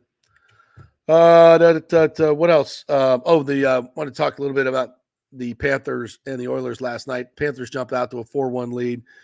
Oilers with a spirited comeback, but could not get the equalizer. 4-3 was the final, so the Panthers are now up 3-0, just like the Boston Celtics are, and we're getting zero drama in our finals in either sport, which is, that's a little sad. You always want to see a little drama to pick things up in these summer months, but we'll have to live with what we got. I don't see any comebacks coming from either one of these teams. Edmonton, I thought they'd put up a little bit more of a fight, but just to me, that's how good Florida is this year, and everything comes together. And I don't want to sit here and predict that for months and months to come, or for years and years to come, the Panthers they're going to go on a dynastic run like the Lightning did. It's too hard to do. Nobody's done it the way the Lightning have done it over the past 10 years. Nobody's even come close to being consistently as good, going to 3 finals in a row, winning 2 back-to-back. 7 straight playoff appearances, I believe it is now. Nobody's doing that. And I don't see Florida doing it either because the cap is going to catch up with them as well. And they're going to have to jettison some of those players. That's just the way it works. The way that the Lightning have been able to retool this thing and get it to where it is. We had Casey Hudson on yesterday and Eric Reynolds earlier in the week. And, I firmly believe the Stamkos deal is going to get done. Everybody that's close to this organization believes the same thing. It's just a matter of time. And whereas I thought Chernak was going to be the odd man out, I think Tanner Jeannot was probably more likely, as Casey said yesterday. I think Eric said that as well. Somebody's got to go, and that's if they can find the right deal, though. That's a hefty salary to try to offload for his lack of production, but he brings other things, and maybe he just isn't a perfect fit here with the Lightning. So, but bringing Ryan McDonagh back has been absolutely just a stroke of genius for Julien Brisebois. And he slots everybody back into their rightful places, makes your defense better, makes your offense better, puts the Lightning back to where they were playing their particular game that they know how to play. Vasi coming back a year now removed from the back injury, having a full off season to prepare and preparing differently now. I think he's realized that, at age 30 now, or getting close to age 30, about to turn 30, I believe, he's got to prepare differently than he did in younger years. It's just a different season of life for him. And so I think he'll be better and more consistent during the regular season, be ready for the playoffs. So I think all these things are positive. They're very positive. So we'll see, I think, a much different Lightning team, much more comfortable in their own skin. Stamkos with a renewed contract, and Hedman probably also having some certainty as to where his contract is going. The cap is going up each and every year over the next few years. So that certainly helps them. So it's a beautiful thing. It's a beautiful thing that the Lightning are getting back to their core, and they never wanted to lose Ryan McDonagh in the first place. So I think they'll be right back in it. And they honestly have given the Panthers the most trouble of any team that they've played on this march to the finals. So I'm very bullish on the Lightning. I think they'll be back right where they need to be. Not so much on the Rays, as I think they need a complete retooling at this point. The offense is just, you cannot be this bad for this long. And you just have a core of players that are just, when they're at their best, like they were last year and everything fits together, you can score a lot of runs. Still not going to have any postseason success, but this iteration just doesn't seem to have any pop and any consistent. But it is weird that this team gets mowed down early in the game. Again, last night, 6-7 shutout innings, and they come back late in games, which kind of suggests to me that maybe they're not taking those at-bats, those early at-bats, as focused and as detailed as they need to be, because they seem to produce in pressure situations. When their back's against the wall, they start to score runs. Why is that not happening earlier in the game? That to me, if I'm Kevin Cash, I'm wondering, why are we constantly scoring runs in the 7th, 8th, and 9th, but we can't do diddly squat in the first 6 innings? That would be a concern of mine. And is that a focus thing, a detailed thing, an approach thing? I don't know, but it seems to be happening again. All right, we're going to take another quick break here. Hopefully we'll be able to catch up with our guys in the College World Series parking lot in Omaha. John Hill and the gang sending me some pictures, but I think they may be having some issues with the link. So we'll see. Quick break. We'll be back and hopefully talking some College World Series. Don't forget, the Golden Diamond Source Father's Day sale is on right now. Great selection of shiny things for you to get for your papa. 5 years interest-free financing. You can get that. So you can get a $5,000 piece for just $83 a month. That's a pretty good deal. So your dad's done a lot for you. Why not go and get him something shiny that he likes? A new ring, a new necklace with your name on it. You can get all those individually engraved things, a ring. Anything like that. A nice watch. Love watches. So head on over to the Gold and Diamond Source. They'll take care of you. Wrap it up really nice. Great sales force. No pressure. Great customer service. The Gold and Diamond Source. Back in 3. Stay with us. JP here for the Jeeves Law Group and my man Scott Jeeves. If you're going to hire an attorney, do you want some guy looking for a quick settlement and a quick buck, or do you want an attorney with some chops? Scott is a board-certified civil trial lawyer and a certified circuit court mediator. Been practicing in the Tampa Bay area for over 30 years. He is a peer-reviewed AV preeminent rated civil trial lawyer. They just don't hand out those classifications. He's been the lead class action counsel on many complex consumer protection cases and has handled hundreds of serious personal injury cases. He's dedicated his career to protecting injured victims and is committed to vigorously representing you. We're local, we're trusted, and we get results. Personal injury and personal attention. Call for a free case evaluation. That's 888-9-JEEVES. That's 888-9-JEEVES. The Jeeves Law Group. All right, this is for all you guys who don't want to go to the gym and do 5,000 crunches. At Bay Area Modern Medical Center, you can get on the new True Body machine where you can reduce fat and tone up your muscle. It's like doing 54,000 crunches in just 15 minutes. Define your body as you see fit. True Body offers personalized muscle stimulation that delivers the equivalent of those 54,000 crunches in just 15 minutes. Just get in touch with them at Bay Area Modern Medical Center, BAMMC.com. Chris Lugo and the team over there will set you up on True Body and get amazing results. Non-invasive with comfortable and little to no pain and zero downtime. You can isolate and target those areas that you want to improve and treat multiple areas simultaneously. It's an amazing machine, so check it out at Bay Area Modern Medical Center, BAMMC.com. With over 34 years of producing small and large events, Extravaganza Productions is truly a Tampa treasure when it comes to creating some of the very best events in Tampa and all across the United States. I've worked with them at the Florida Sports Hall of Fame inductions, the Warrior Games, which was an Olympic-sized event spread across all of Tampa Bay. They are the very best, from small meetings to exceptionally large corporate conferences to galas, fundraisers, sporting events, grand openings, whatever you want. Team EPI has an extremely talented staff of designers and show producers that develop extraordinary events fueled by the visions of their clients. You can reach them at their Tampa headquarters at 813-621-4700 or go to extravaganzaproductions.com. JP here for my good friend Thaddeus Bullard, also known as WWE superstar and global ambassador Titus O'Neil, or as his kids call him, Dad.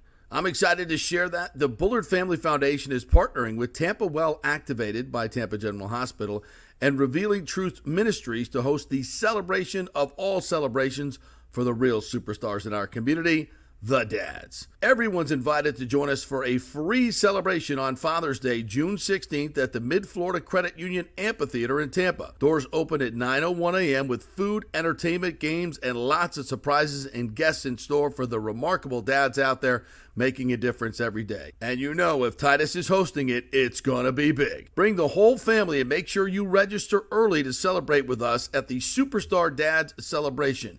Now, you need tickets for the event. It's free, but you got to get your tickets at bullardfamilyfoundation.org. That's bullardfamilyfoundation.org. Let's go. Right now, back to the show on FanStream Sports. All right, welcome back to the JP Peterson Show here as we roll on this Friday. College World Series coming up tonight. FSU and Tennessee will go at 9 o'clock. We were hoping to get our correspondents on, but it looks like we're having some technical difficulties and we won't be able to get them on. If they pop up, we'll certainly add them to the show here. And also, we're doing our Hydrate Heroes Hero of the Week, and that will be coming up a little bit later on in the show as well. If you guys want to jump aboard, you can always comment at our YouTube page, The JP Peterson Show, or FanStream Sports, also on my Facebook at JP Peterson, and also on our Twitter. By the way, go to our JP Peterson Show Twitter. So just say JP Peterson Show, just search that. And please like and subscribe, because my personal Twitter has been temporarily suspended, hopefully temporarily, for doing absolutely nothing. But thank you, Twitter, for that. Appreciate that. Censorship is real. We will, so anyway, go to that and you can watch the show on the Twitter there as well. All right, earlier this week, Sterling Shepard chatted with the media as he joins the Buccaneers as a experienced veteran coming off an Achilles tear and an ACL tear the last, in 21 and 22. So he's recovered from that and was looking at retiring when Baker Mayfield called him up and said, hey, you got any juice left in the tank? I don't think he's, as part of the starting squad. Might be difficult for him to make the team, but you never know. Had a couple of moments in the OTAs this week that looked pretty good. So we'll check in with Sterling Shepard here. All right. How y'all doing? Thank you. I appreciate it. How'd your first day go? It was hot. It was really hot, but no, it was good. I'm just trying to get a grasp of the offense, try to get out there and help the team any way I can. So, but it was a good first day. Head was spinning a little bit with all the new plays. It's a lot different than a lot of the offenses that I've been in. So take us through sort of the process of you coming here. I know you might have heard from Baker that there was an interest in just Yeah. sitting your back with the guys. Yeah, I mean, I was at home on the couch doing what I was doing for the past month and a half, 2 months, and took the kids to school and everything. I actually did like a heavy lift that morning and saw Baker texted me. I put my phone down and continued my workout. Then I hit him up later that day, and he was asking me how I was feeling, and I was like, man, I feel really good. Like, my body feels good. And he was like, man, see if your agent gives him a call and see if they what they say. And sure enough, my agent called them. About 5 minutes later, they were like, can you fly in tomorrow for a workout? And I was like, I haven't been running any routes, but yeah, I'll go out there. So I got out there. When I strapped on the cleats, it all turned on for me. And, I'm just blessed to be here, blessed for the opportunity. Don't tell me it was leg day. It was leg day, and that was the crazy part. I put like 415 on the bar that day, too, and I was like, why did I decide to do that? I don't know. But, yeah, I was thinking the same thing. It was leg day. That must have been a hard workout. Yeah, it wasn't a joke. I mean, and out here it's super hot, humid, not really used to that up there. You had good cloud cover today. Didn't Baker warn you about the heat? Yeah, you know what? That's what all the guys have been saying. They were like, man, it was a great day out here today. I was like, well, it was hot to me. Day one, but what's it been like being reunited with Baker on the field? Yeah, no, it's super fun. I mean, I loved playing with him in college. He's a guy that has a lot of energy and energy that you can feed off of. He wants to win games. He's the ultimate competitor, and he always plays with that chip on his shoulder. Like, that's one thing I've always noticed about Baker. And no matter what you say about him, he's gonna keep on pushing and doing him. So, yeah, like I said, I'm just blessed to be here and blessed to be back with my boy.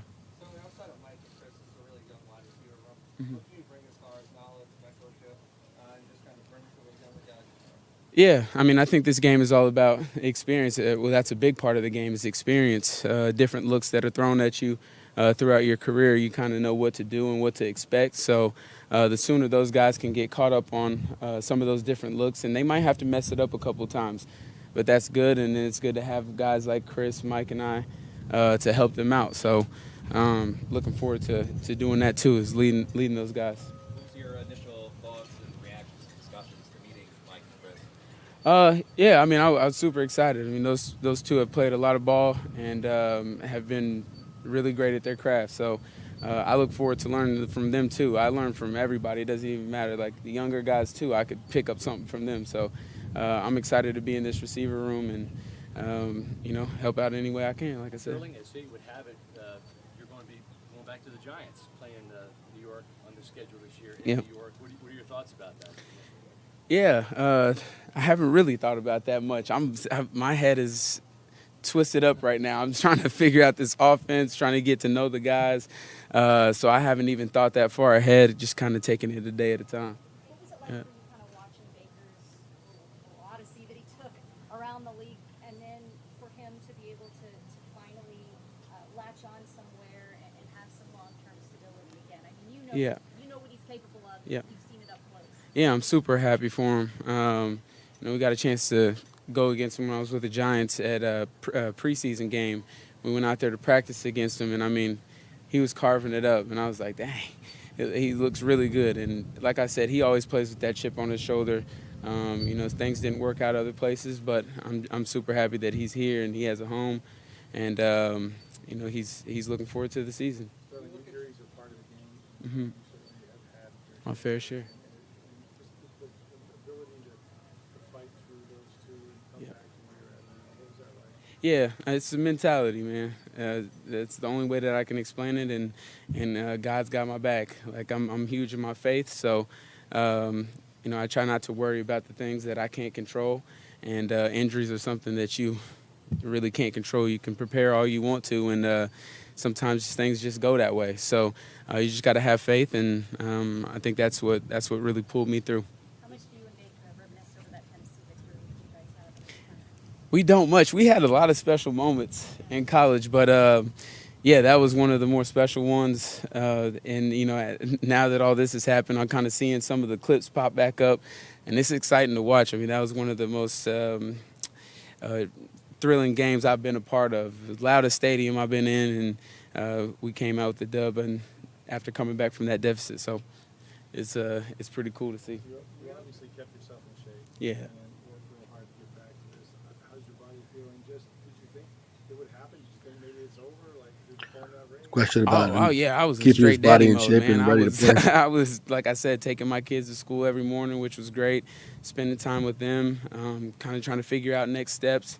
And but I did keep my body in shape just in case something like this happened, and it was good that I did that. I mean, I was running. I wasn't running routes, but I was still sprinting and doing stuff like that just in case something happened.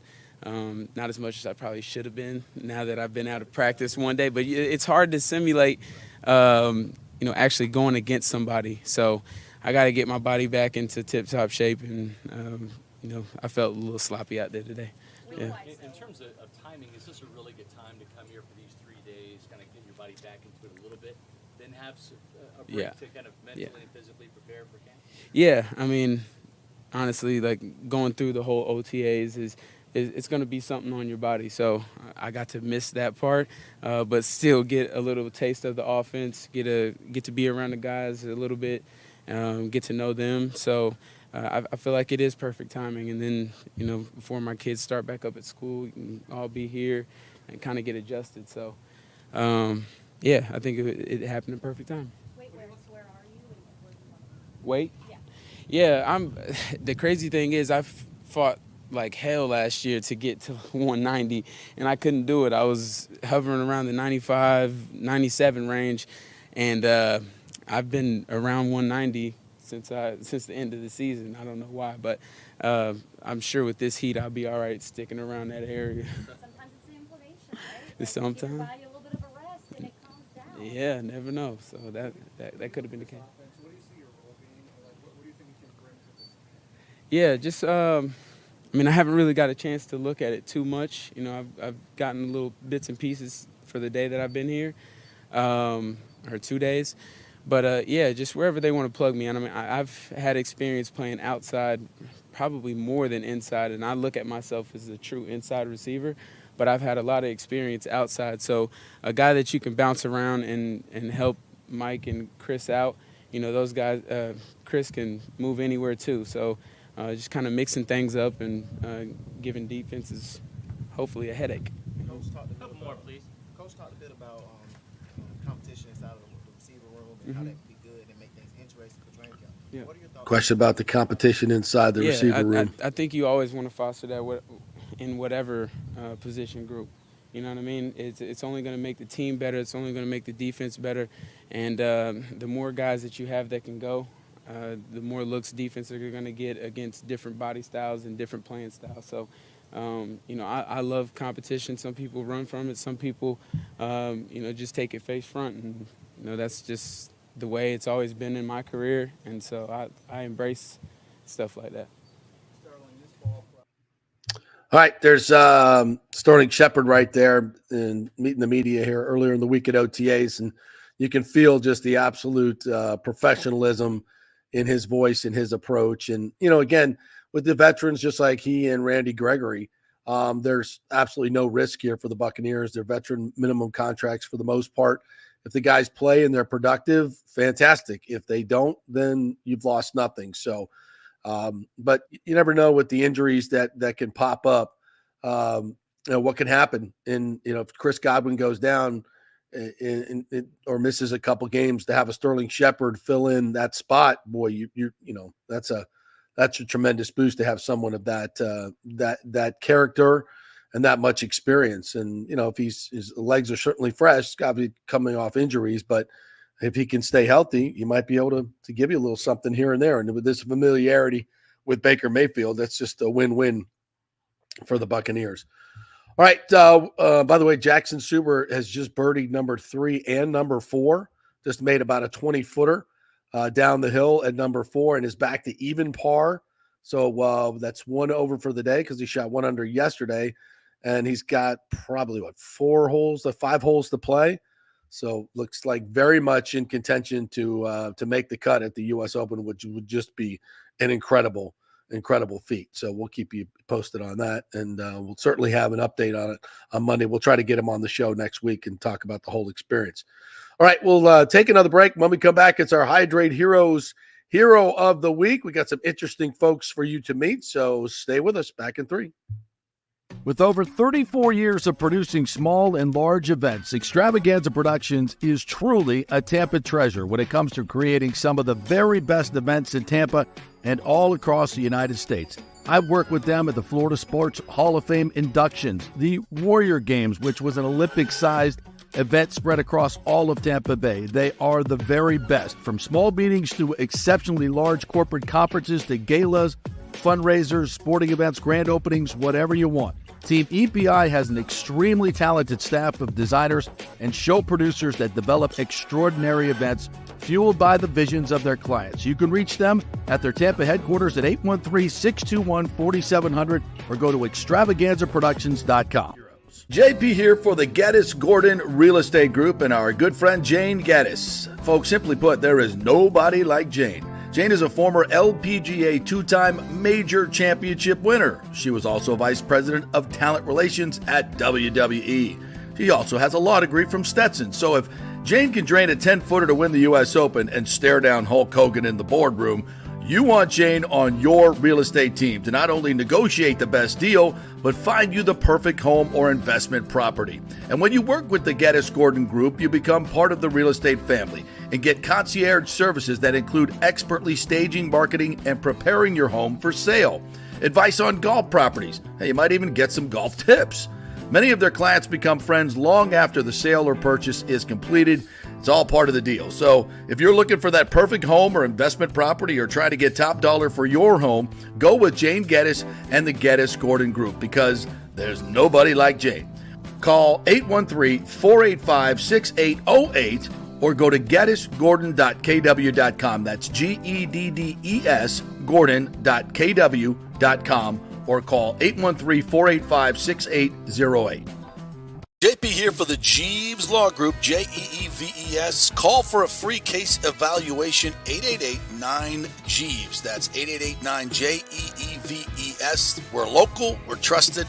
The law firm brings over 80 years of combined legal experience focusing on clients in Tampa Bay, the state of Florida, and national class action cases. If you're injured, get that free case evaluation, no cost to you.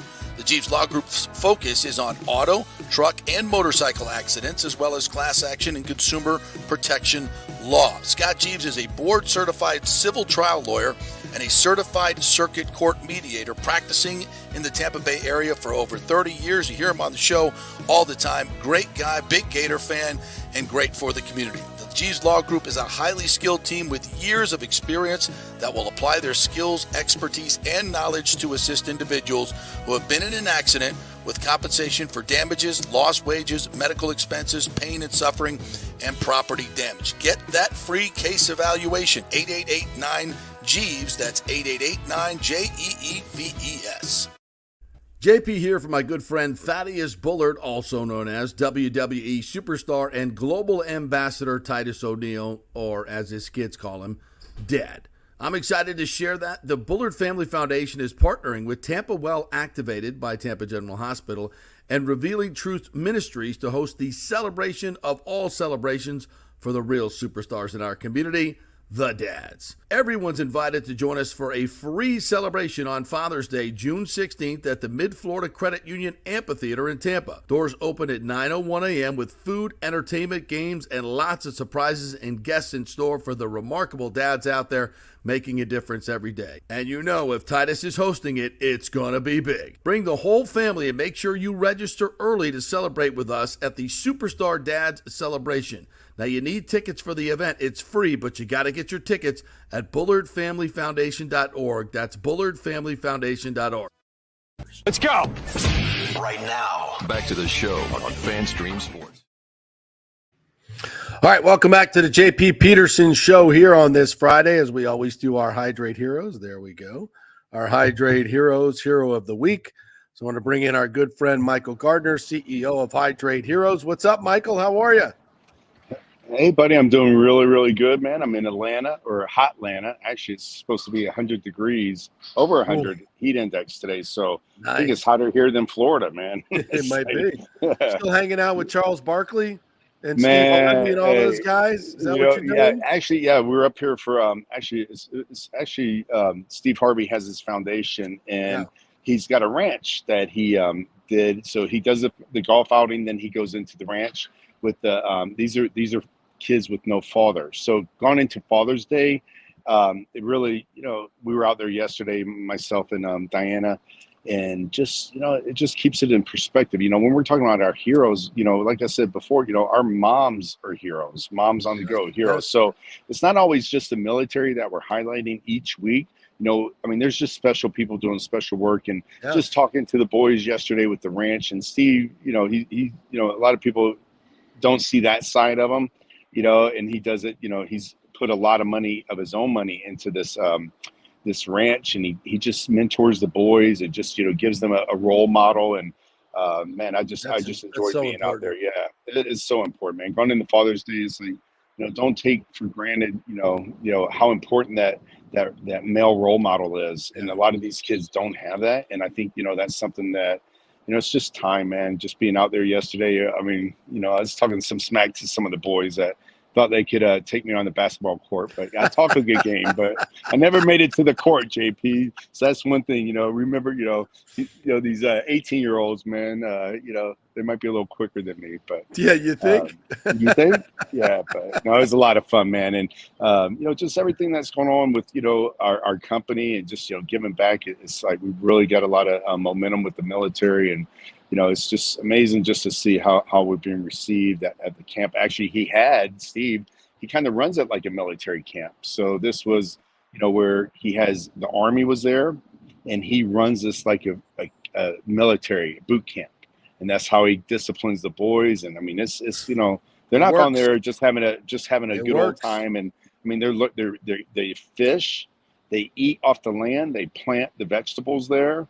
And Renee, they fish, they cook, they do everything right there. They sleep in a barracks, so it's really military feel. And they had the Army, they were out there running. So they take a bunch of young boys without fathers and bring them in there and mentor them. Oh, wow. Mentor, awesome. Yeah, it's super cool. And just to see that firsthand, and, again, with our tie with the military and everything we're doing, but, it's been amazing. Yeah. Don't forget, 15% of all gross sales of Hydrate Heroes goes to military families and causes. And that's one of the reasons we love having you guys on.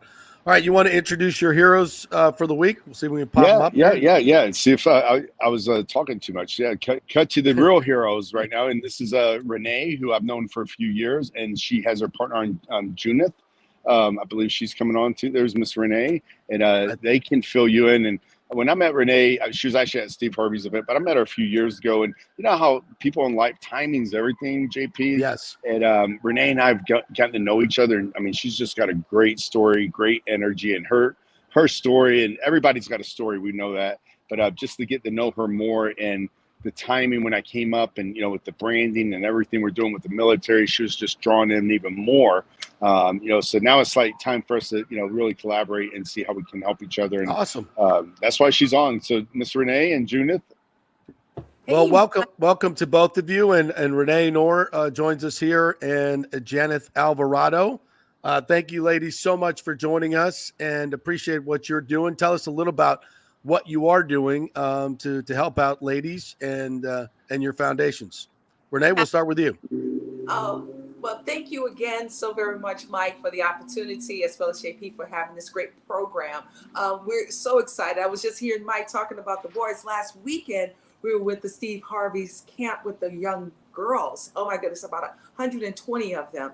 And not only am I so passionate about empowerment, we have to just give those opportunities so therefore our young leaders can see role models who are really doing great things in the community.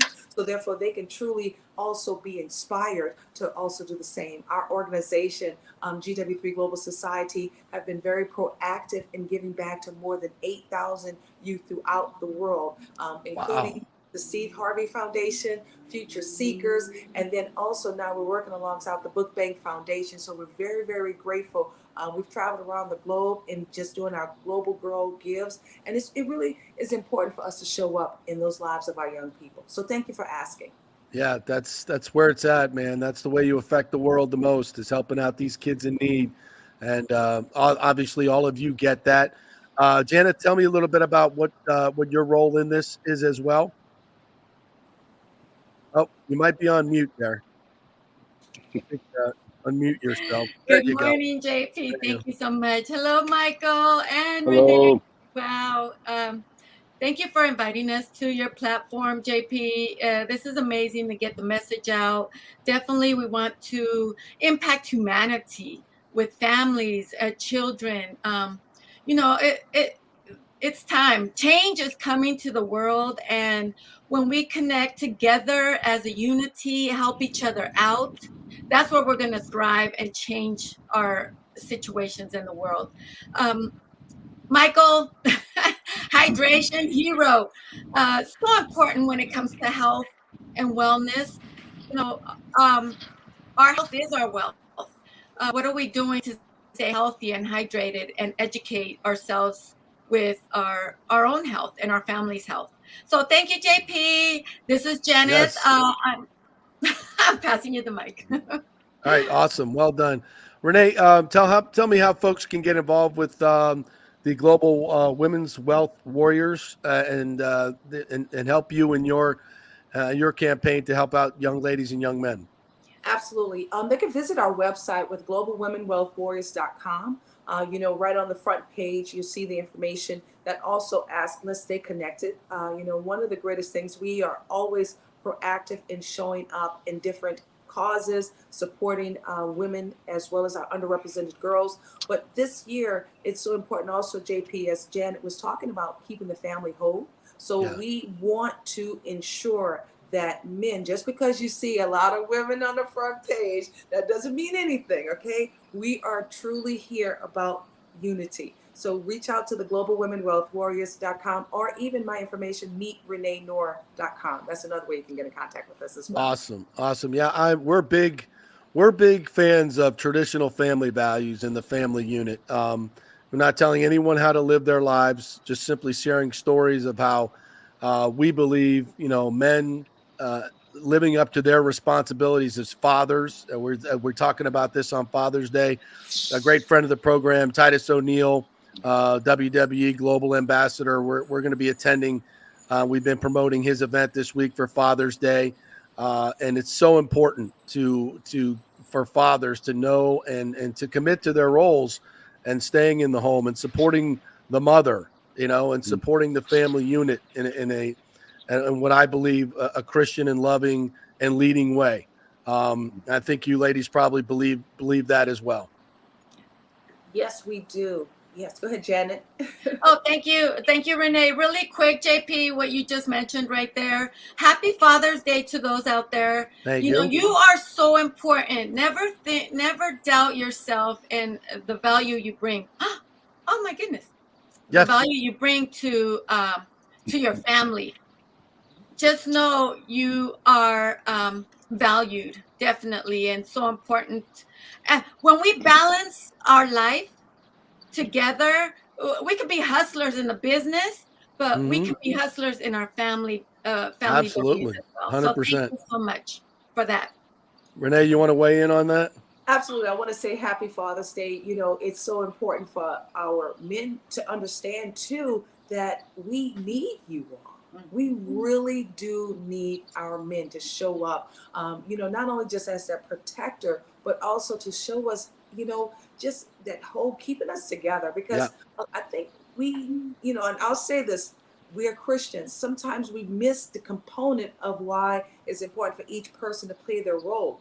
And women, we can't do what the men do. I'm just letting you know right now. and vice versa. Exactly. Yes. Come on now, Mike. We tried. No, can't make it happen. No, so it's important for us to come together. It's important for us to get back around that table and have those conversations, because that's how I grew up, JP. Yep. We used to get Put the together phones every away and Sundays. talk to each other. Find out what's going on in your lives as a family unit. I couldn't agree more. Well, ladies, listen, thank you so much for all you're doing to bring unity, to help our youth. It's absolutely vital. So thank you very much for being our Hydrate Heroes of the Week. Thank you. Thank you. And thank you again, Michael.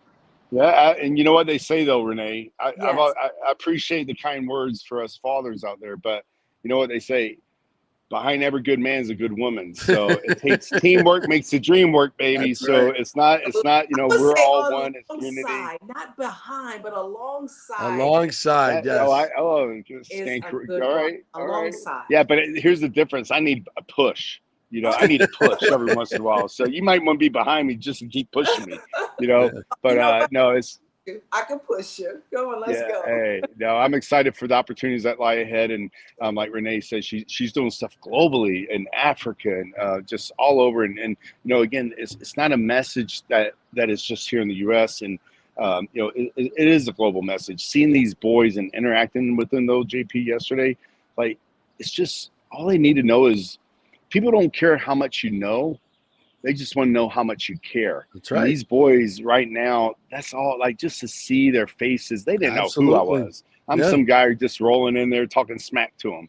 And, next thing I know, I got, a group around me and, it's like, but they were engaged, man. They're starving for attention and just leadership and guidance. And all it is a little bit of your time, man. Yeah. I mean, time goes a long way, and just showing them that you care. And that's what these boys need. And, thank God for what Steve's doing and people like Renee and all of us together. We can make a positive impact, and that's the goal and mission. Plus, guess what I'm doing on Monday? What? I'm about to I'm going to be over there in Muggsy's land. I golfed with him the other day, but I'm going to be at his camp. So don't remember he's got his camp coming up next absolutely, week. Yeah. Yeah, and his Muggsy is about Bogues. self-esteem. And he's doing a hell of a job. You got yourself involved with a lot of great people, Michael, and I really appreciate you bringing them on the show every Friday and talking about the positive impact that people are making in other people's lives, because the world's a crazy place right now. We need more people like Renee and Janet and yourself that are going outside themselves and trying to help others. That's going to be the key. And I think that's why this segment's so important each week for me too, because it calibrates me, because there is so much negative out there. And, again, like, let's bring a light. Let's shine a light so we can start. Amen, brother. I mean, let's just make this light so bright, the darkness is going to go away. And that's what we need to focus on. But it takes all of us, and your part that you're doing, Renee's part, Steve Harvey, Muggsy Bogues, John's. I mean, people are doing some great work, but they don't get the attention. And you know what? Here's the difference. None of us do it for the attention.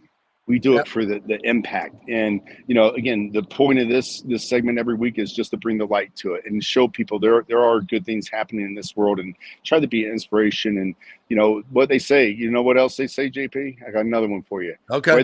Whether you think you can or you can't, you're right.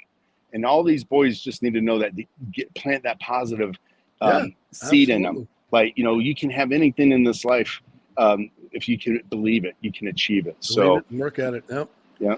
So, well, listen, thank you both for coming on. Absolutely. Renee, thank you for what you're doing. ReneeNoor.com. You can also go to globalwomenwealthwarriors.com and check that out as well. Mike, thank you, buddy. Love the new flavors, by the way. Good. You got them all. Yeah. They are fantastic. We got some good news, some big stuff coming down the pike, so I'll keep you updated. All right. Yeah, so it's been a very successful trip with the military bases and what we're doing, and just can't wait to share it to the audience. And hey, if they haven't tried it yet, go to tryhydrateheroes.com and get your free sample. That's TRY hydrateheroes.com. I'm keeping them up to date on that. Thank you both. I bet Appreciate you are. it. All right, buddy. Thank you. Appreciate it. Thanks. All right, that'll do it for us here on a Friday. I always end it with a nice positive note there for you. Sorry we couldn't get the folks on from the College World Series, but John Hill and group, have a great weekend. Go Noles tonight, 7 o'clock against Tennessee. Go Gators tomorrow against Texas A&M. We want Florida State, Florida meeting in the brackets for the finals at the College World Series. Won't that be awesome? Jack Caglione going for the Gators this weekend from Plant High School and all their Tampa kids. And then Jamie Arnold pitching for FSU tonight from Jesuit, all their Tampa kids. So check it out. It's going to be a great weekend. And Jackson Super looks like he's going to make the cut at the U.S. Open. So big week for Tampa Bay sports.